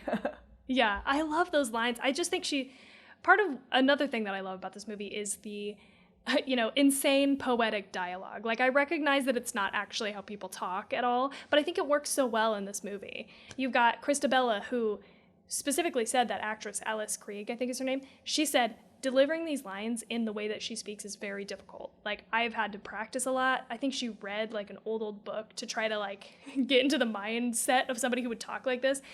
And then you've got this 10-year-old who has to also deliver lines. She's like this otherworldly being. Like, she's like just a dark incarnation of a person. She's like the incarnation of hate of a person, and she has to deliver lines that way. It's just, I'm blown away by her ability to do that. But I love some of her lines. You know, she goes, "Their blind conviction repels me from their church." Like, you can tell that she's mad. She's mad about it. She's upset. She's fed up. "I cannot enter, but you can." It's just, I mean, like, I could probably quote this entire movie. I've seen it that much. But I love the way she delivers her lines. It's so good. Yeah, she's fantastic. So earlier you mentioned you just had a moment where you were like, I would love to see the continuation of this story. Yeah. And luckily for you and me and anybody else who loved this movie, in January of 2020, so 1 year ago, Gans expressed an interest in directing a new Silent Hill and Fatal Frame films. Fatal Frame is another horror game that I fucking love and has a really great story. And so I would love to see him direct a movie based on Fatal Frame as well, because it is so fucking good and he does such a good job of adapting the video games. Oh, God. And he also stated that he is developing a screenplay for the former, so the Silent Hill. So I don't know. That's, I think, all the information that we have about that so far, but hopefully he's going to return and direct another Silent Hill film. I'm so excited. Oh, that would be awesome. Now I feel like I need to play that Fatal Frames game in case there's a movie, because I want to have the same experience that you did. You should. It's so good. That's on PlayStation 2, I think. It might be on Xbox also, but I played it on PlayStation. And I'm just threw this in here because this applies back to my grudge pick also. This film is also included on Roger Ebert's most hated list, having given the film a 1.5 stars. Oh my gosh. Both of my picks this month, my favorite movies of all time, well, favorite horror movies of all time, have been on his most hated list. I don't get it. I don't get this guy. I don't get it. I don't get it either. So now I just have some like very specific set production trivia because there was just so much about this. What an amazing set. Or like amazing just visuals. That Silent Hill. I wanted to walk through it like not in real life. Well, like in real life because the stuff isn't real. But like just so beautiful, so cool. Was that all CGI? Tell us about this. I will. I also thought, though, before I forget this, I thought to myself, if there was an amusement park, if there was like a Silent Hill amusement park, you bet your ass I'd be there tomorrow. I wouldn't. If it wasn't COVID. I'd be like, I'd pay so much money. Just like there's like a Harry Potter thing at Universal, which at some point I would love to go. So bad. Yes, me too. I want to go to the one in Florida, the World. The big world in Florida. Oh, that's in Universal, isn't it? Not the one in California. Not the smaller one in California. Like the big one, the first one, I think it is in Florida. Okay. I don't even know. I haven't been to either of Dude, them. it's like $5,000 to go. Oh my God. Well, okay. We priced it out for our family. It'd be $5,000 for us, not even to just travel there, to go to the park. Right. But Damn. anyways, okay, Anyway. go. I want to go there too, really bad. It would be incredible to go and like go through an actual like experience of like Silent Hill. So I was thinking the same thing. Oh, no. Yes, but no. Yes, but no. I wouldn't go because I don't even go to those haunted. I can't go. We talked about that. I can't do haunted house or anything. I can't even fucking imagine. Oh my God, I'd be so scared. I would have diarrhea. Just on our way there, I would be so scared. But it would be very cool. Yeah. You just have diarrhea, which would not be cool. That's a good point because I also hate like haunted house type things, but I think in this case I might be able to be okay with it because I'd be so stoked. If that fucking guy was chasing you around or those bees, like I just can't. I can't. Yeah. It would be cool though. Like maybe if nothing was gonna move, like you're walking through the set. Yeah. The actual town. So the town itself, I deleted this from my notes because I didn't want to get too into the set stuff, but they did find an actual town in Canada somewhere where they shot, or close to where they shot, where there's this like, strip of the street that a lot of the buildings had moved, or the people in the buildings, like the businesses, had moved out because they were gonna renovate it all or something. So it was like pretty vacant. And they found this, strip of street with all these stores, and that's what they used for like the big street scenes, the shots where she's like walking through the street and you see the sign of, I think it's like Nathan's Drugs or something, and then the hotel maybe. That might be a little bit CGI, but anyway, so it was like an abandoned strip of road that they dressed to look like it had been abandoned for 30 years. So cool. But I think that might be one of the only times that they actually went and shot somewhere that is like a physical place. So there were like a total of 165 sets and locations used for this film. So like the wall, like where her car crashes and there's like the big wall where the monster comes out and she meets up with Sybil and all that. That was built on a soundstage because they said the only way that they could control the fog and not have to CGI it or put it in post was to do it inside so that they could control the level of fog. So it took them 8 weeks to build that set, and they actually paved a fucking road on the set. Oh my God. On the soundstage for that. Yeah. And when you think about just the sheer, like, magnitude of these sets, they had to build 4 different Silent Hill sets because you've got Silent Hill back in the 70s, right? Mm-hmm. Then you have the real world Silent Hill that Christopher and the officer are in. Then you've got the fog version of Silent Hill, and then you have the otherworld version of Silent Hill. So they had to like fucking account for that and like probably plan so efficiently to just shoot one after the other. Like I think they shot the old Silent Hill first, and they had put up, tiles and stuff to make it look pristine. And then they said that they had treated the paint underneath with like something to make the paint peel off. So they took all that down after they were done and started peeling paint off the walls to make it look like the real world or fog version of Silent Hill. And the only other note that I had just on this that I think is interesting is also I should say that they built this fucking church. This church was like also on a soundstage. Oh my God. And Alice Krieg, the woman who plays Christabella, said when she walked into the church, she was like, I had a physical reaction because of I was in awe of how big it actually was, like a thing that they built. Wow. And they had to build those fucking steps out in front of the church. Yeah. And they like modeled that after like a Masonic temple or something, and they couldn't find what they were looking for, so they fucking built it. Like just had to Whoa. They built this. Oh, sorry. Sorry. Go ahead. No, what about that chain-linked fence?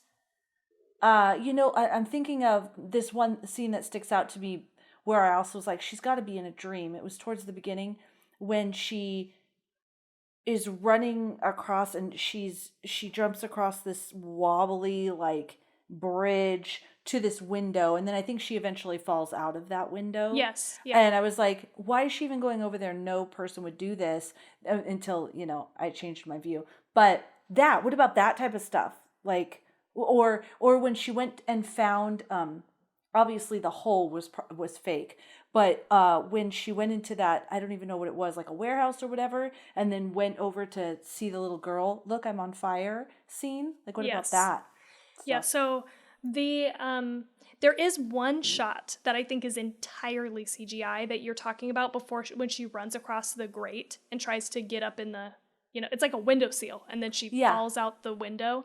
Mm-hmm. I don't know if you remember this, but there's a shot from her perspective, and it's like it's moving the flashlight around. Do you remember this? I think that's entirely CGI. That looks like it could be out of a video game. That moment, I think, is like entirely recreated in post. But like when she runs across that, I think a lot of that is real, and then they probably just put in post, like underneath, you know how underneath it's like fiery or lava like. I think they probably put that in post. But God, what was the next thing? Oh, her walking across. That was real. They built that set, and she said that they had to go out and spend so much time burning wood. Like, this is the I think the set designer, or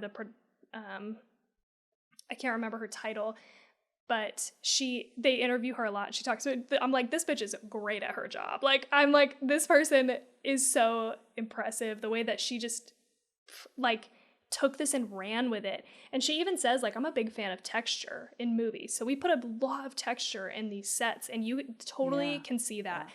But she was talking about that set and said we had to burn wood for so long out in the back lot of the studio to bring it in and make it actually look like it's burned wood.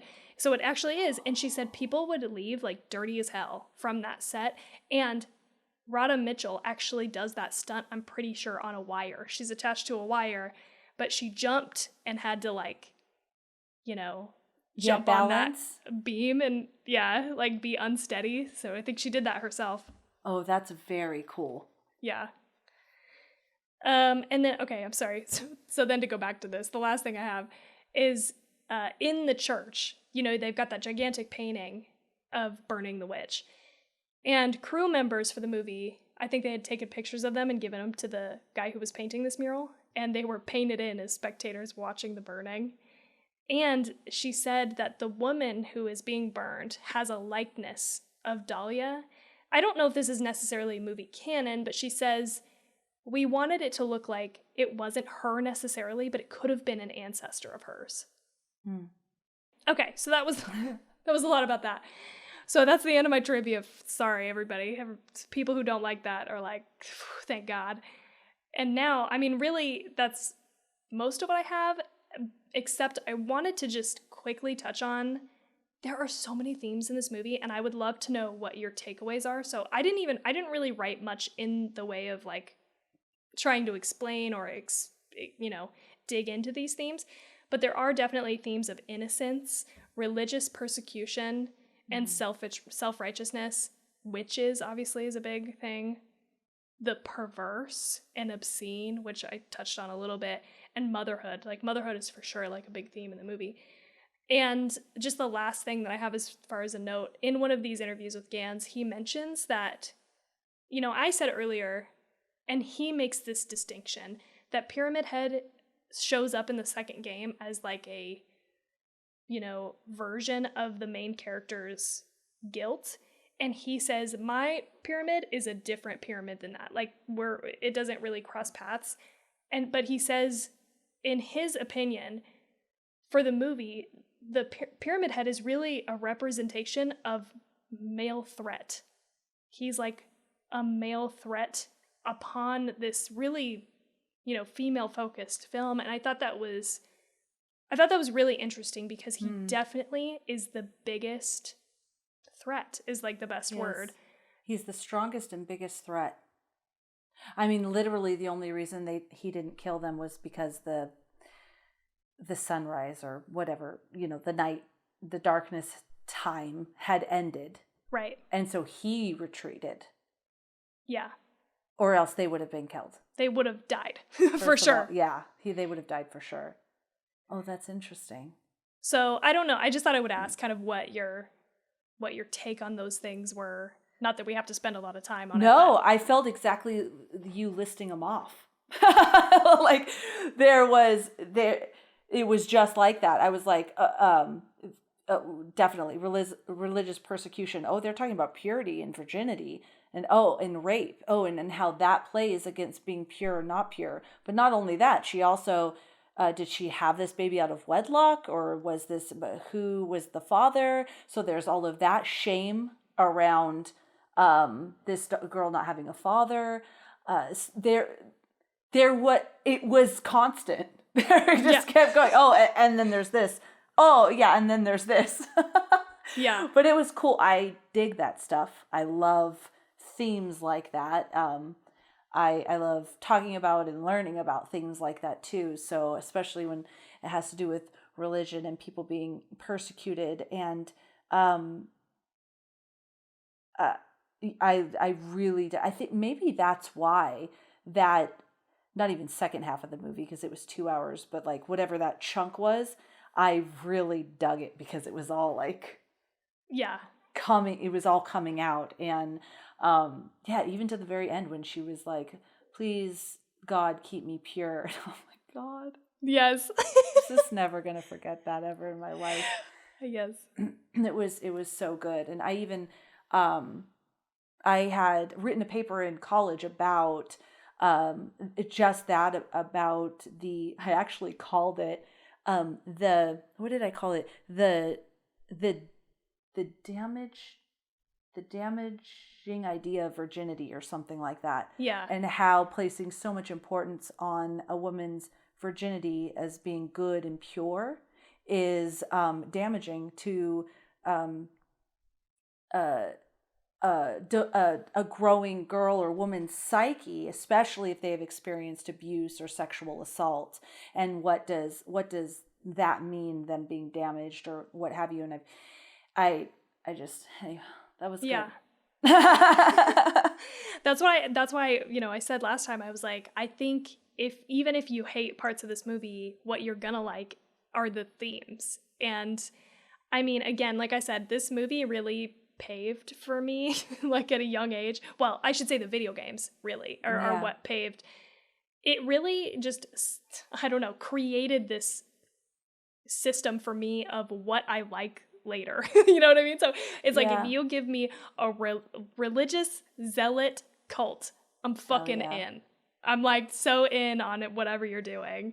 And I love the idea of like there being this, parallel universe, especially one that like changes subtly as you descend into it. A slow descent into madness is kind of a theme that I like. And I think that plays out here just physically. You've got her descending into the hospital where Alessa is, and it becomes more and more bloody and rusted out. And like, you just see the physical effect of her hate. And also, I love a revenge movie, and that's what really this is at its heart. So there's just like a lot to love here for me.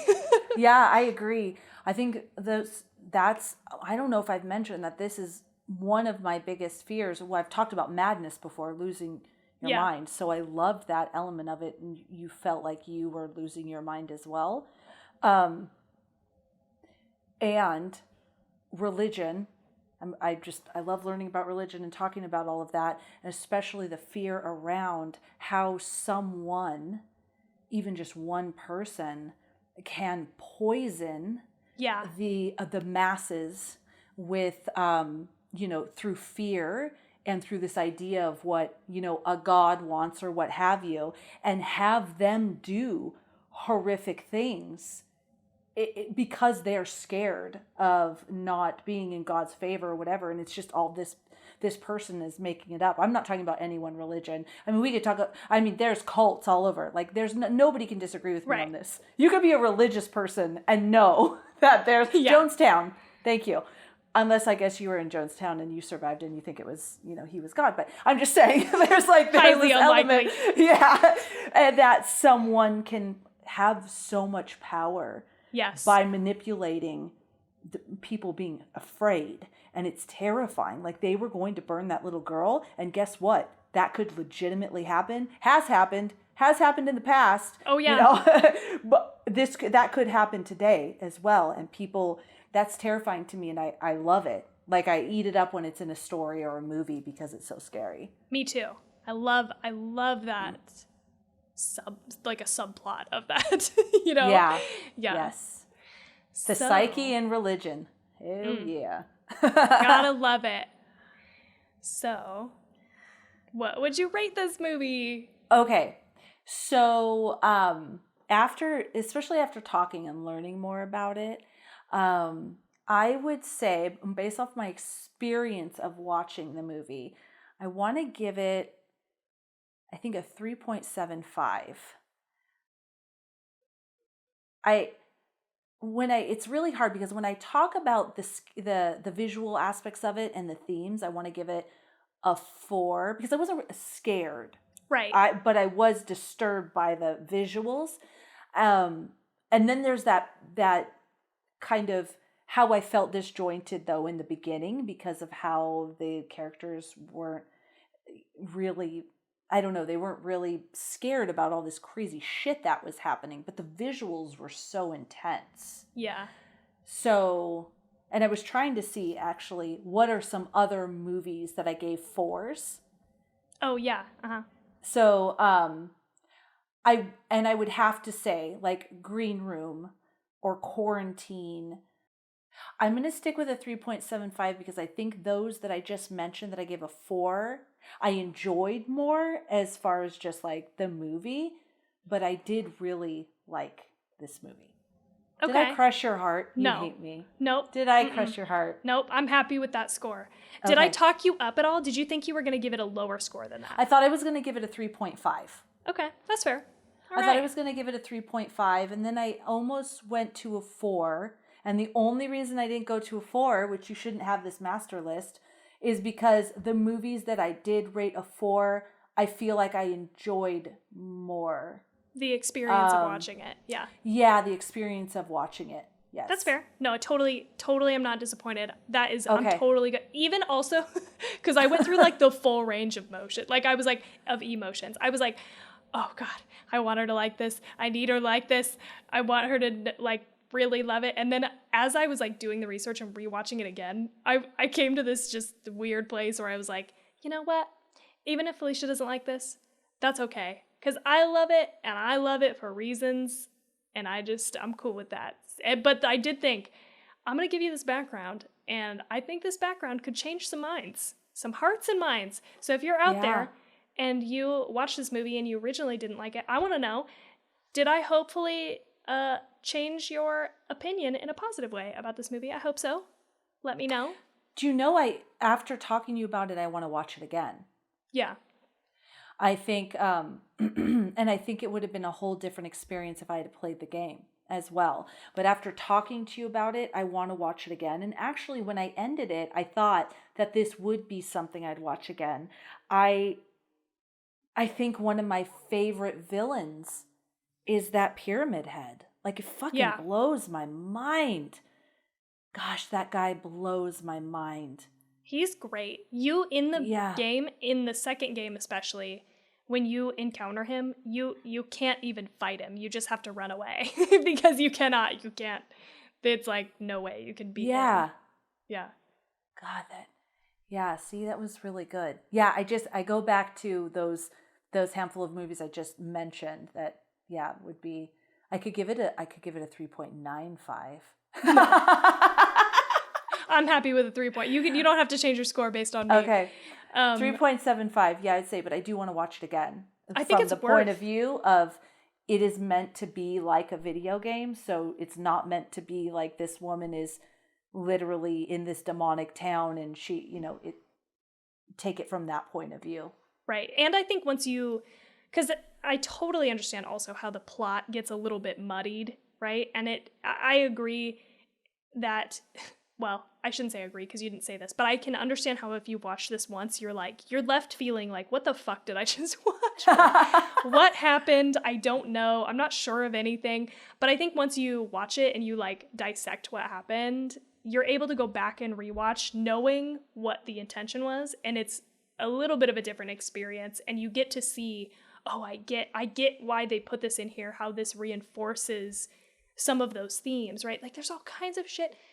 You know, like the first one that comes to mind is just her throwing the stone at Dahlia, and there's this whole thing about he who casts the first stone, right? Like there's just like these tiny things that crop up that maybe you don't notice upon the first watch, but once you know kind of what is happening, you're able to pay more attention to those things. Yeah, see more. Yeah, yes. At first I thought, I wish the theme was weaved even more throughout the movie, because it was hard for me. But maybe now that I'm thinking about it, because the little girl's hands were on the I think at that point, and maybe I missed something, where her hands were on the table. That's when we realized, I thought her daughter was Alyssa Gillespie. Well, she is, I guess. Yeah. She is. But I thought that was the girl they adopted, until I didn't know that they adopted her as a baby until later. Right. You know what I mean? So I think, and then it was like, boom, that little girl's like, I'm going to tell you what's up. And then it's like, whoa. And then I'm like, yes, I'm here for this. Look at all these barbed wire, and everyone's getting killed. Don't let that fool get away. He's in the corner. Get him. Yes. You know, it was fun. That was fucking great. That was phenomenal. I loved all of that. Also, that little look that she gets too when she's in the hospital bed and she fucking rips that guy apart. I mean, she just crushes his body, rips him in two, blood everywhere, when Rose runs up to grab Sharon off the ladder, and they have a shot of her looking at her, and she's just, there's no really expression from Alessa in the hospital bed, but it's a moment of like, I got you. She is. Oh my God. I think I know what you're saying, because there was this one moment where it was like, I think this is the moment where she looked kind of like, what? You know, kind of like, yeah. What'd you expect? Kind of. Yes, I totally know what you're saying. This guy exploded, and she was just like, gotcha. What'd you expect? She can't be helped. That fool's done. Yes. I remember that look. So good. So good. Yeah. Anyway, I could talk about this for 100 years, obviously. But this was good, and I'm really glad. I was nervous in the beginning. I'm like, please, this is Tawny's favorite movie. Like, I really want to like this. And I eventually really did, once I understood and I had a different perspective of what to expect, and then the ending was just fucking great. I loved all of that. I loved it all. Yeah. So, really good pick. This is cool. Yay. It does make me want to go back and play the game, so maybe I will play the third game. I recommend it. It's my favorite. I mean, I'm just biased because it's the first one I played. It's the first game that introduced me to the series, and I love that you play a female, right? Unlike the first two games. Well, all of the games I played, she's the only one, actually. So, and I love her as a character. Heather Mason in the video game she doesn't take any shit. She's just a human. She's a human being, you know, and I love that about it. So. Do you want to hear how ridiculous I am? I'm seriously like, I want to go tell Steve that we need to buy like a game system for the living room, and I want to play this game, and I want to play the other game you mentioned about the Fatal Frame. And then within if my you thought chest, Silent Hill was scary, by the way, Fatal Frame is worse. Within my chest, I literally feel nervous. I literally am like, okay. And I'm feeling nervous about playing this game that I don't even own a video game console right yet. now. Like, I cannot literally play this, and I'm already nervous about playing it. That is super cool. Yeah. You know what we don't know, Tawny? Yep, I was just about to say. We don't know what we're watching next. We have not talked about February at all. We've been so focused on our happy, bloody birthday month that we couldn't even look ahead to February. We were so excited about these movies were the movies we wanted to share with each other that we didn't even think about February. I don't know about you. I mean, one thing I've really wanted to see, and I just have this vision in my mind, burned into my mind, is that his house. Let's do it. Let's just start off February with his house. Yeah. Can we? Because that one picture of the eyeball I just can't get it out of my mind, and it gave me the willies all over, and I'm just dying to watch it. Let's do it. I'm down to just make that decision right now. Right now, that's going to be what's up next is His House. And what is that on? Hulu? Netflix. Or Shudder? Netflix. Yeah. Okay, His House on Netflix. Okay, now there goes the nerves. Ooh. I literally am scared to watch the movie. That's why I'm so excited. Because I was all alone and I was like, you know what? I'm going to watch that movie because, you know, my husband was doing the cigar thing, the kids are spending the night, all this stuff. And I was like, I'm going to watch that movie. And I went, oh, no, I'm not. I am not going to sit here in this dark room and watch this movie by myself. That is not happening. That's probably a good decision. The Night Stalker. No, I just kidding. I think I'm nervous because I want to be really excited about this movie, but I'm afraid to get my hopes too high and have it underperform. So like I want to like sandbag it. I want to be like, I don't know, people are saying it's good, but like maybe not, you know? Yeah, that's true. I think I had to look over because I felt maybe someone from a parallel universe was chilling. Was right there. Did you sense them? I did, and I thought I would see my little one there, and she's not. Nope. Great. Creepy. We're good. Good. We're good. Okay, cool. So His House. Yeah, I feel the same way. Like I like to get excited about things, but I hate being let down. Yeah. I mean, it scars me. I'll never forget The Dark Half, my favorite Stephen King book of all time, and then the movie, and I was so pissed and upset. Same thing with Ratchet, that ending, you know, like I just get so emotionally involved. Except this one, I don't have any nostalgic ties to this story. Both of those things that I just mentioned, I did, so I was disappointed. But this, I don't even know what it's about, but I have high hopes. I'm rambling. We're just going to watch the damn thing. Let's do it. You can find us anywhere. Social medias, 2 Chicks and a Horror Flick, but we're most active probably on Instagram. Mm-hmm. And you can also check out our Patreon, support the show. We have some pretty cool tiers going on over there. Mm-hmm. And if you like this show, please give us a rating and a review. That's awesome. That helps us get seen by people who are searching for podcasts like this. Yes. Am I missing anything else? Yeah, no. I just wanted to say, join our private Facebook group because it's really fun. Just like Tawny mentioned, where we can post stuff in there that you can't post on Instagram, right? Because you can't click on links in an Instagram post. So we put a lot of stuff in there, and we want to do even more in there. Yeah. And it's free. You just 2 Chicks and a Horror Flick. There's links in our bio on any social media platform so that you can join that group and be amongst. There's some pretty badass people in that group, I have to say. Yeah, we got a great group going on Facebook. That's for damn sure. So I think that's it. Yeah? That's it for our bloody birthday month? Oh no. Is there not a... Made me sad. There's not a Wednesday next week? No, Well, yes, there is. The 27th. Oh, this is going to go out the 27th. Yeah. I was like, wait a minute. Yeah. I'm losing my mind. Yes, there's this one. Okay. Yeah, and then our bloody birthday month is done, and I really had a lot of fun sharing my favorite movies with you, and then getting to even know you more on your favorite movies you've been talking about forever that I've been very excited to watch, and I love that I hadn't seen them before, and this was my first time. Agreed. I had so much fun too rewatching, because I had seen the movies that you brought in, right? But rewatching them and talking about them was super fun. And I was really excited to offer up movies that you hadn't seen before. So this was really fun. I really enjoyed it. This was fun. And now it's time to, I guess, stop being as selfish and maybe get back to some other movies like new releases or what other people want to watch. Or Yeah. We do that all year. This is 1 month. True. And it was a great month. I'm stoked to do it again in a year. Me too. We'll be older and it'll be exciting, and we'll have to come up with new exciting movies that we loved, right? We can't do the same ones, you know? Yeah. That would be boring. Another really cool thing though, we're going to be on We Love Horror podcast in February. Super excited to do that with Michael, the host of that podcast. So honored to be a guest on that one. So excited. Yes.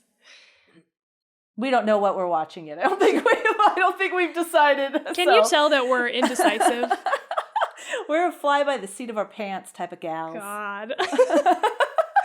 Actually, I was like, we got to talk about that after we stop recording. Like, what? Yeah, we actually do need to plan. This is not true. We actually do plan out the entire month. We schedule a weekend where we plan the next month, but we've just been so excited about this month. We just haven't done it yet. January got away from us, so. Yeah, totally. Anyway. We love you guys. Thank you so much for listening. You're the best. Yep. And we hope you have such a great night. No nightmares.